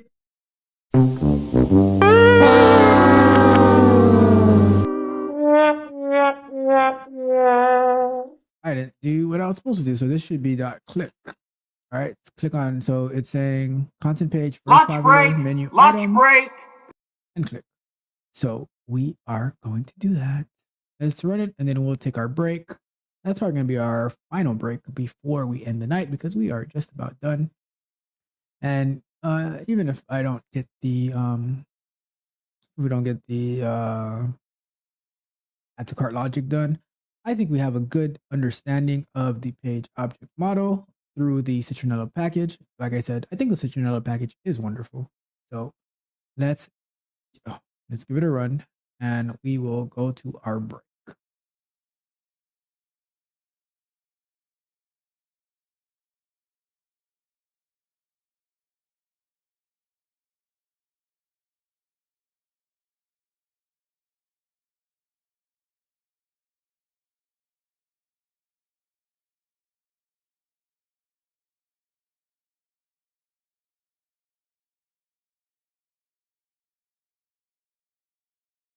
All right, filtering by fast food, choosing Wendy's.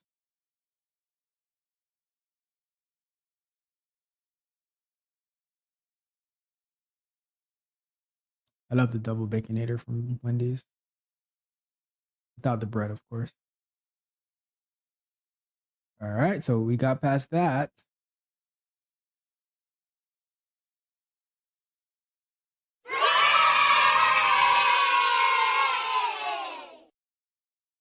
All right, so cart count is 1. But expect it to be 0. Let me see where it filled at. Oh, at the end.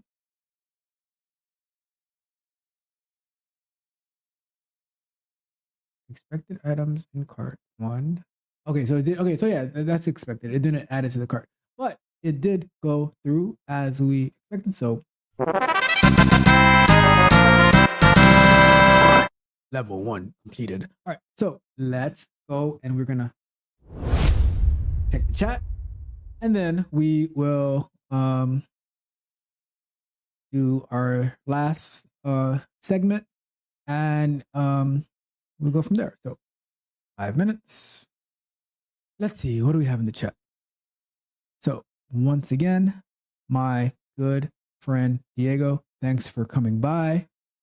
You are amazing. So that's one more. All right. So then we have our dear friend of the show, our 17-year-old soon to be web developer, Melissa, is in the house. She says, "Hi, Tech Coach Ralph. How many languages can you use on Selenium besides Python?" So let's count them together. There is Java, which is the one that I started in. There's Python. I believe you can use it for C#. You can, I believe they have it for Ruby. That's 4. Oh, there's JavaScript as well. That's 5. So there's 5 that I know of off the top of my head. Let me see if there are any more. All right, so let's see. Quick look. Selenium. Selenium.io. Let's see. Oh, Selenium.dev, I think. I will tell you right now. Let's see. Let me see. Selenium documentation, maybe. So they have, okay, so there's Java, there's Python, there's C#, Ruby, JavaScript, and Kotlin. So I was missing Kotlin. Kotlin, I believe it's like built on top of JavaScript, on top of Java. I haven't done any coding in Kotlin yet, but I believe it is closely tied to Java. And looking at the getting started code, it's very similar. It's very similar to Java. So Java, Python, C#, Ruby, JavaScript, and Kotlin is the one that they have for Selenium WebDriver. So great question as always. You are awesome. And Melissa, and you too, Diego. I appreciate you. I do. I really do. And Melissa, you always bring the most awesome questions to the chat. So I think that you are very valuable to us here. So We the best. all right. So let's do a quick job. Go back to a quick job search. Right. So we are going to transition back to our share. All right. So that's Selenium. All right. So let's see here. Let's look for another one. Drupal web developer. Oh, people still use Drupal. That's cool. All right. I used Drupal like 10 years ago. When I was like working on Joomla and Drupal. But to me, I think WordPress took over it all. There's still some stuff that's like Drupal can do, but I think WordPress took over it all. Let me get this down off the screen. All right. So let's do a quick look here. We have a minute and a half. So I'm just gonna jump down all the way to experience. So 3 years minimum of Drupal programming experience, including proficiency in 7, 8, and 9. 3 years of WordPress, strong PHP, MySQL. Yeah, so like, we're filtered for entry level, right? And we're not getting any entry level positions. Let's go to this one, Hortifruit. And let's see here.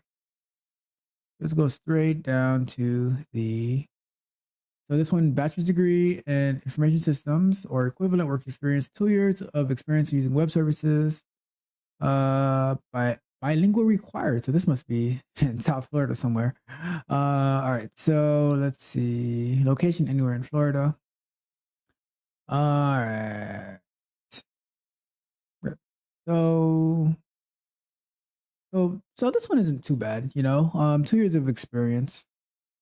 Let's see.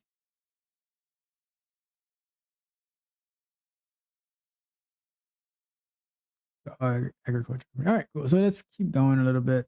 Educator, web developer. Let's see. Only 7 applicants 4 months ago. That's interesting. Let's see. Brain station. Get a move on. Back to work. Chop, chop. Let's go. Come on. Get a move on. Back to work. Back to work. Back to work.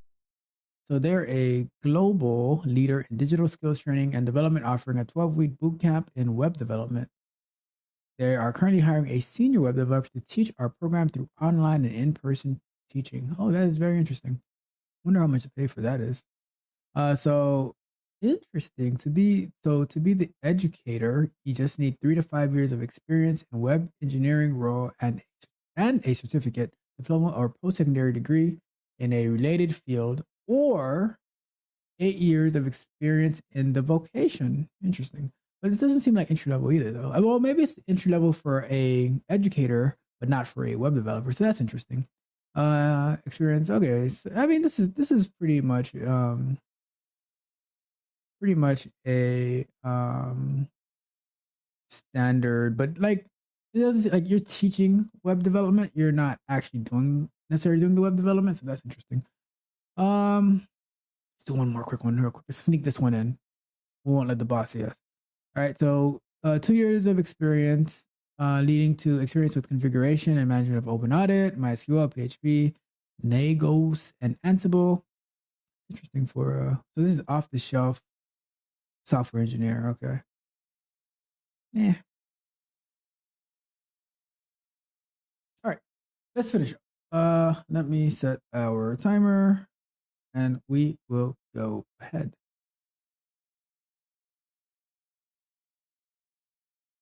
All right.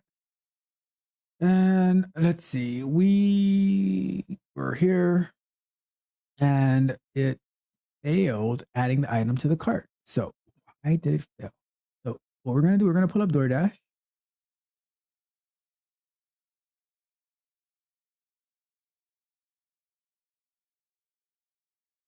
And we are going to take the address that we were searching for.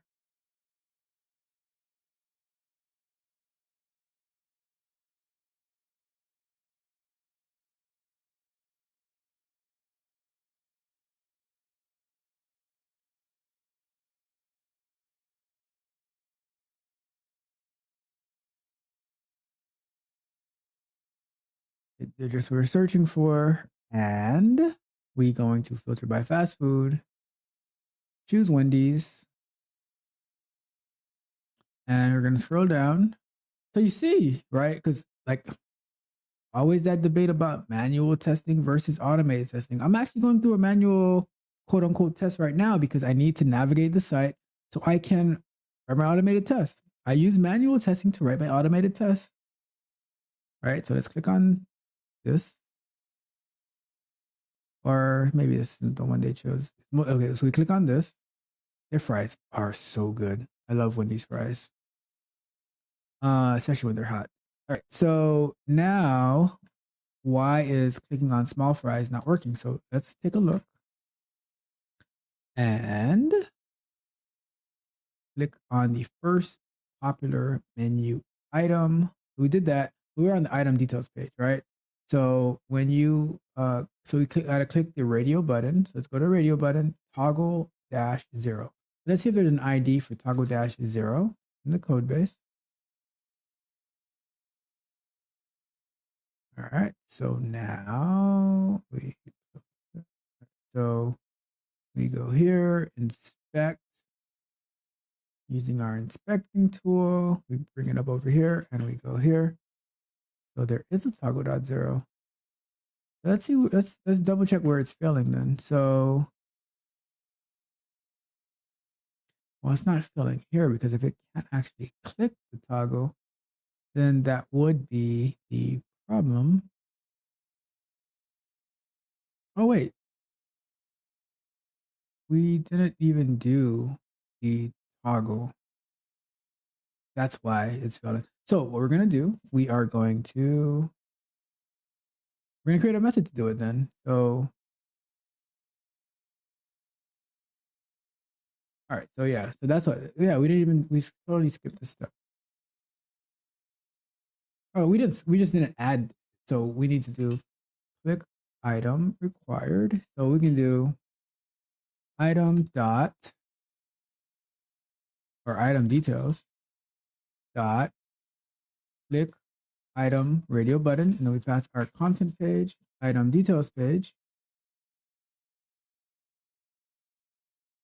And just for its and giggles, we are going to add a 2-second wait in there.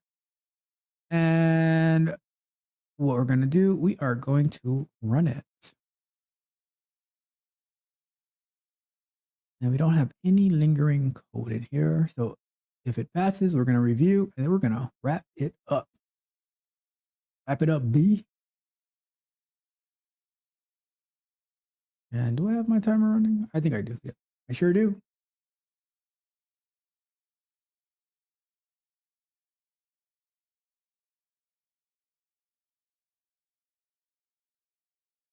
Get a sip while we run.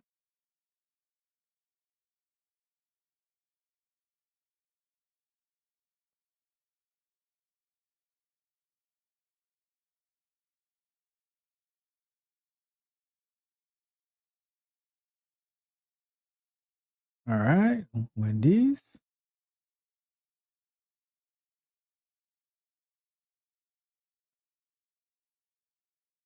I would not want to pick up from Wendy's when they're the dining area is closed because that drive-through becomes wrapping around the building. Trust me, I know. Where did this come from? Did we account for this? I think we did. I don't know. That one crept up out of nowhere. So what are we? Add to cart button. All right, so we just have one more because yeah, this one I don't remember seeing that one before. So let's say we do small fries. Oh, okay. So what is this one then? So this is save item configuration. Do we do that? I don't think we did that either. So we skipped some steps in this. So we're too eager. So what we want to do is define click save button for item configuration. And if you notice, right, one thing that I do, like I am being very detailed in my method names, and that way I don't have to put a bunch of comments about what this method is doing, because you should be able to easily read the method name. That way, if I have to change the method name, I don't also have to change a comment. Like my comment is my method name, right? So print, click, save button. All right, and now we're gonna do content dot page dot, and then we're gonna come up here and get the save item configuration button dot click, and let's fix this up here so we don't have a disaster. All right, so now we can go into, let's reformat. So now we can go into our page here. All right, and we're going to say, so at what point does this come up actually? So where is my browser? So it comes up, let's say we go back. Let's say we click on the French fries. You click on your size. As soon as you click on the size, it brings you this, and you click save. And then you click on add to cart. So, okay, so in our code, we are going to do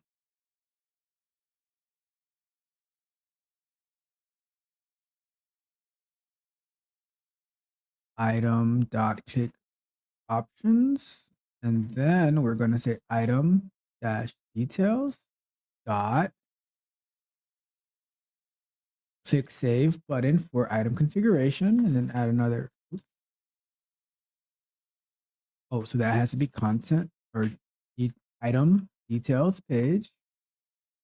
And then we're gonna just add another time dot sleep.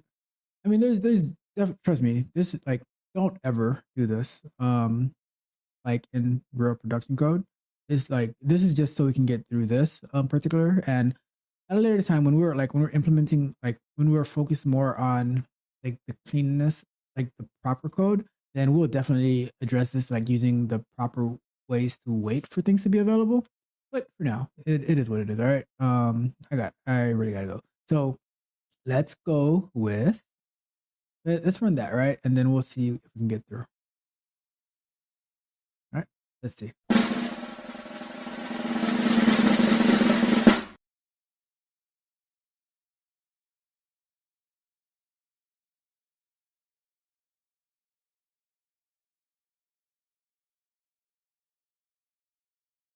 All right.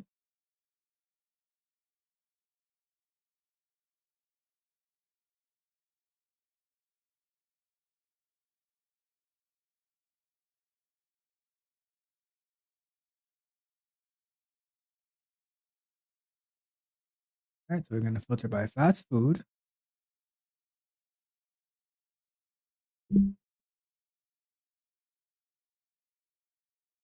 Click on Wendy's.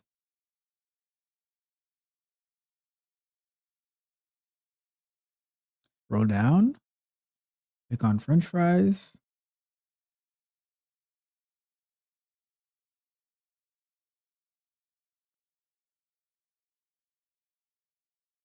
Choose small. Click save. Click add to cart.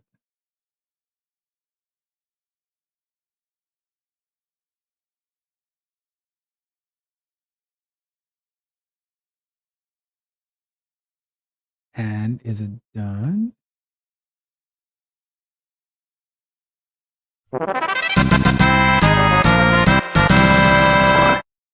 Yeah, look at that. Code worked as expected.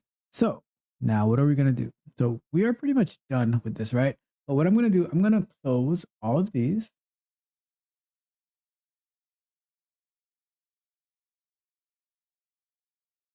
What I'll do as well, I'll push up this code to GitHub to anyone who wants to take a look at it to see how we use the Citronella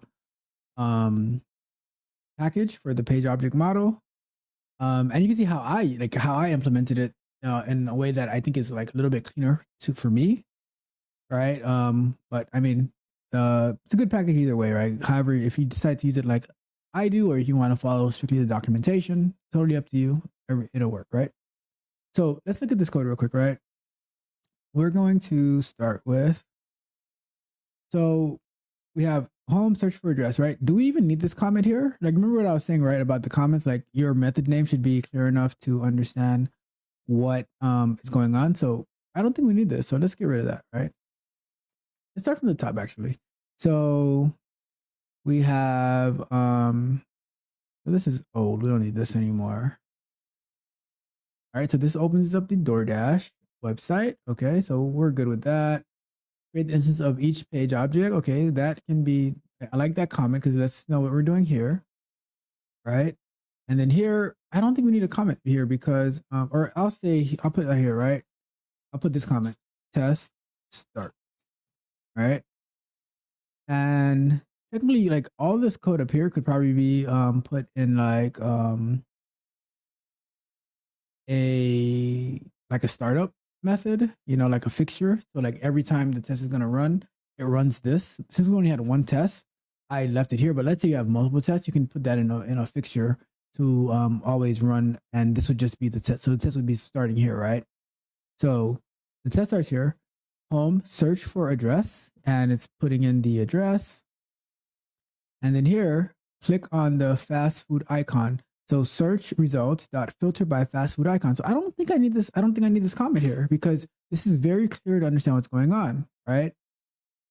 And here, like we're specifying, like this is on the home page factory, this is on the search results page factory, and then choose the first restaurant. I don't need this comment here because it's like my method name is telling me to choose the first restaurant, right?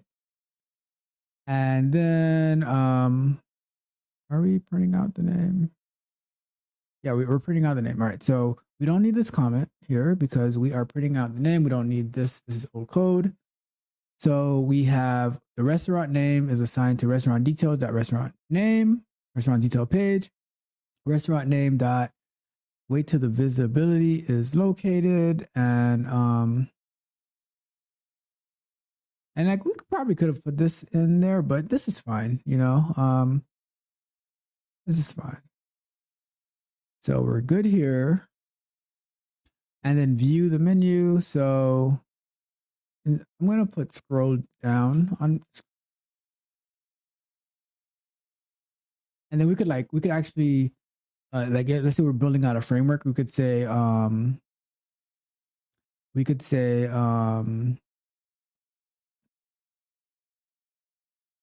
me see something. What I could do as well, web.driver.get. Whatever, this is not that serious. So scroll down on the page, right? And then here it says, so now we have a comment that says click on the first popular item. Well, the method name is click on the first popular item, first popular menu item. So it's even more clear than the comment, right? So we don't need that comment anymore. And here we're doing the cart count. So I would put a comment here then that says verify the amount of items in cart is 0, right? That way, and like if we wanted to put this as a method, then we could do that where and like that method name could be verify the amount of items in cart is 0, but we're not like we're pretty much done here. And then we say we're gonna wait 10 seconds. And we're saying item. So we don't even have. I didn't even put the comment here. I already took it out. Like, on the item details page, click item option, radio button. Like the options for the item, for the menu item. We're clicking the radio button, right? Then we're waiting. We're saying click save button for item configuration, and then click add to cart button. Right? Very clear, right? So we don't need this anymore. And we're saying so. I'm going to put the same comment. Which, yeah, it probably would be better to, I would recommend like external, like putting this in the navigation page to like verify the cart count, right? But we're good. We are good. How much time? There's 4 minutes left. You know what? Let's give it a try. Let's give it a try. So let's say navigation. Why not? Let's throw on a little bonus here, right? So let's go like that. And we're gonna say here. We're gonna go.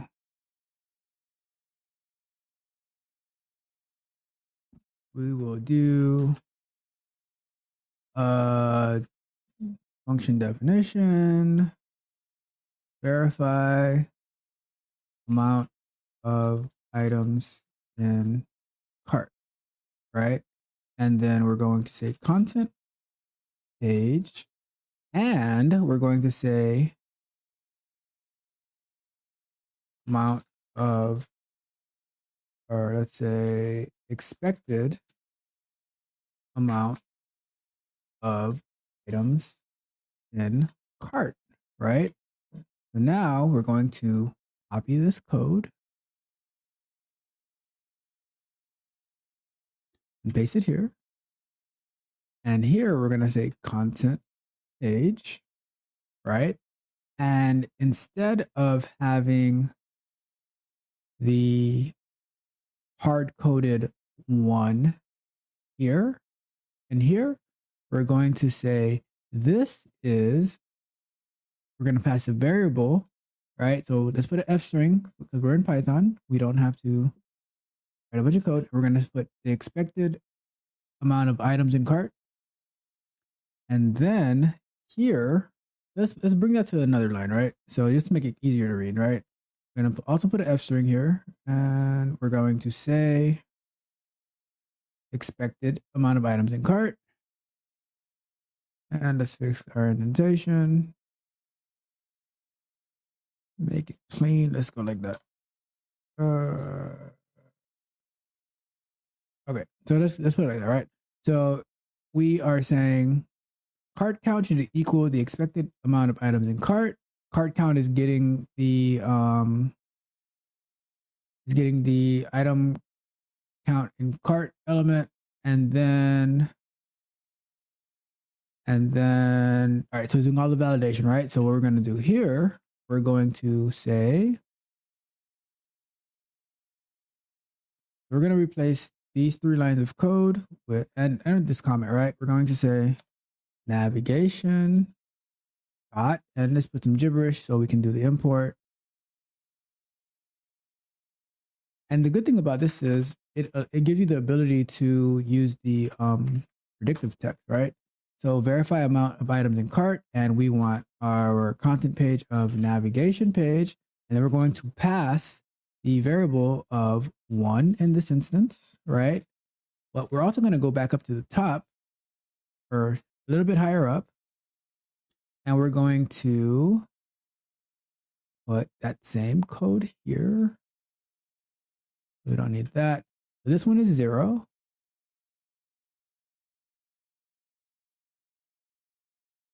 And that one is 1, right? And even in the comment that we copied, we would have had a typo because we weren't expecting 0 at the bottom. We're expecting 1. So that comment is inaccurate, right? So let's get rid of this code.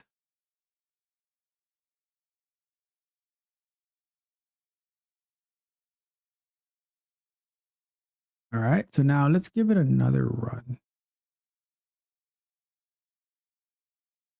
Even do the same thing for this one, but we are running out of time, so that one is gonna stay what it is. You know what? You guys changed it, right? You Lunch changed break, this one. lunch So break. let's give it a run, and we will head out.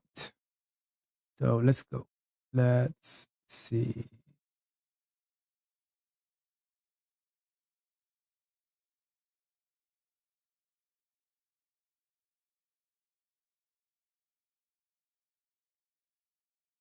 I threw in a little bonus for you guys here, right? Because I was about to just leave it as is, but the crowd asked for it, so the crowd got it.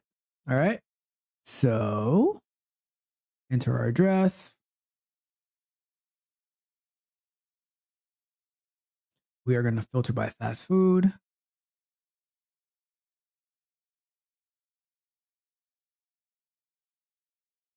We're going to click on Wendy's.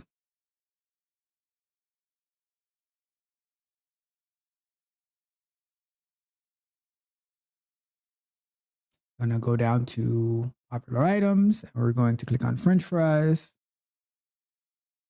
We are going to click on the small fries.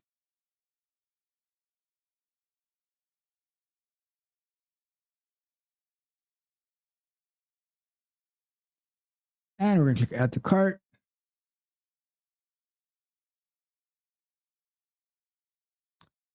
And what happens next? We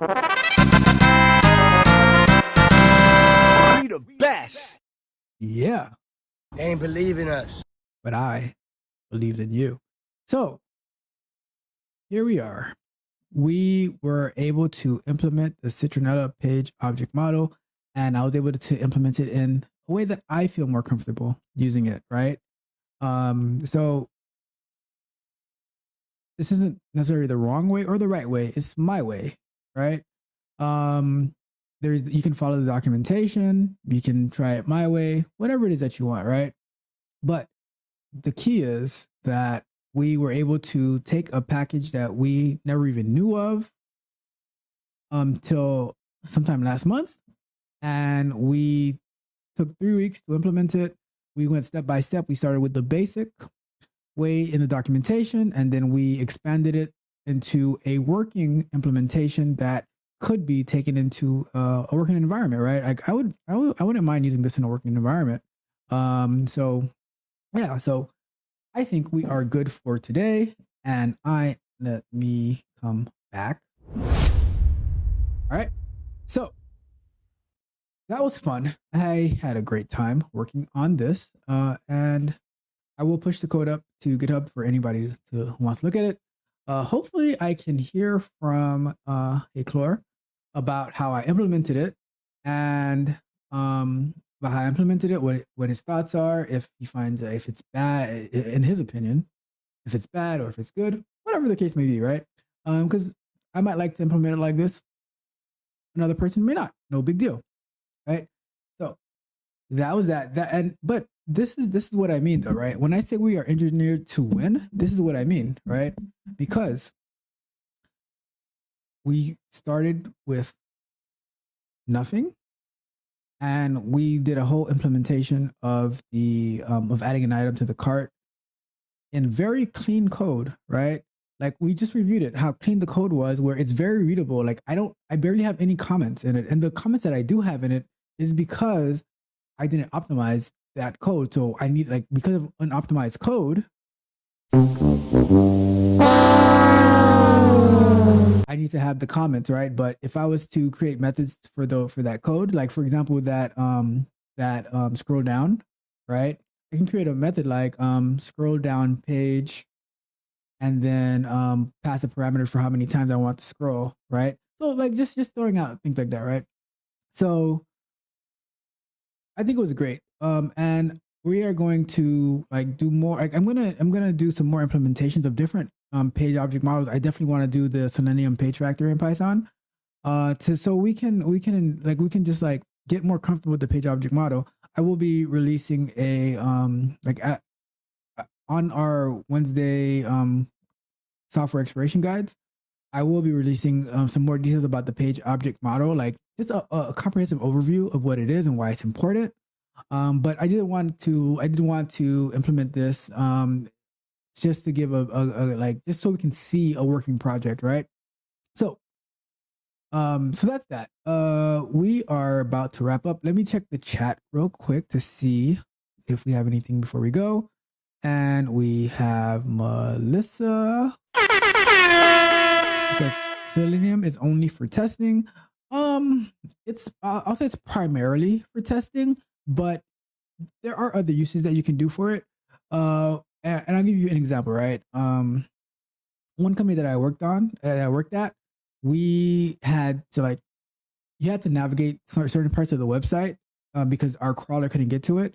So our automated our Selenium tests, although they would be testing the website, they were also crawling the website to gather the content that we needed to in order to properly serve our client. You can use Selenium to let's say it's like a robot, right? Like, so let's say you need to do something repetitive. Like, it's not necessarily that you're testing something, but you need to, like, let's say every day you need to open up a spreadsheet, and like let's say a Google Sheet, right? And you need to click some type of button in that Google Sheet, right? You can use Selenium to navigate to that Google Sheet and click the button, like a refresh button, and it refreshes data. Let's say, back similar to the web crawler example, let's say you need to, let's say you're looking for deals, right? And like for shopping deals online, you can use that to navigate like certain websites and pull in like what deals are available and maybe send it to you via an email or a text message. Like, so many different ways you can use it for. It is like, it's mostly used for testing, but that's not the only use for it. So I hope that answers your question. As always, great question.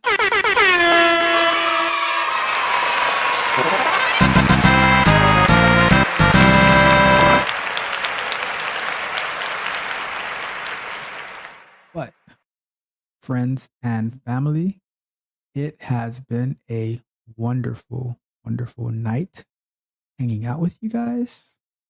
But I have got to go. So thank you so much for being here and for rocking with me through this for the past 3 weeks through the Citronella Python package. I had tons of fun. I learned a lot. I hope you did as well. And anyone who is watching, whether it's the live stream or the playback, if you need anything from me, do not hesitate to reach out. I am more than happy to help you out and work with you in all of your software industry needs. But until next time, Another one.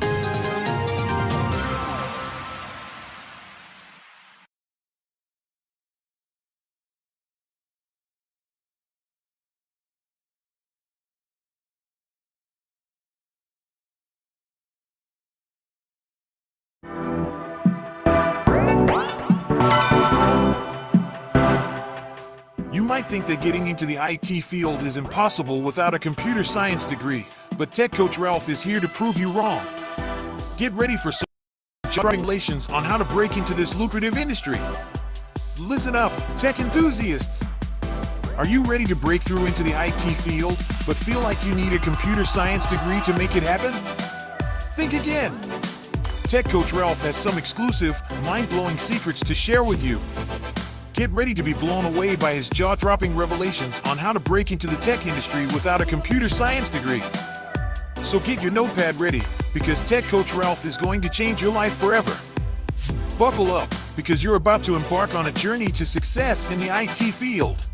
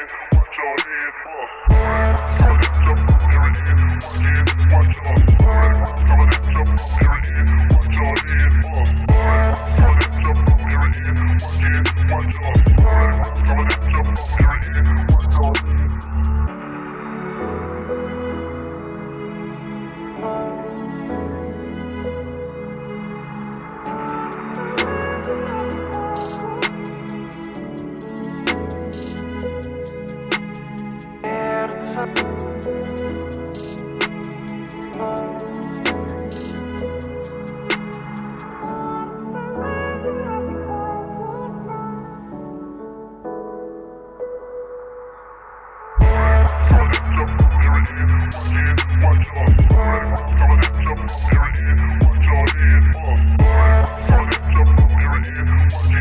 get it.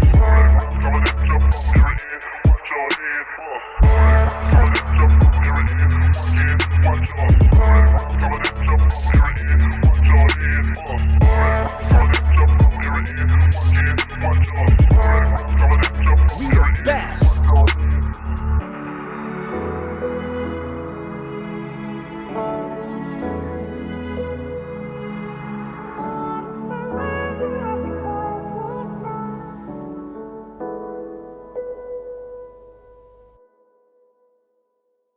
I appreciate you.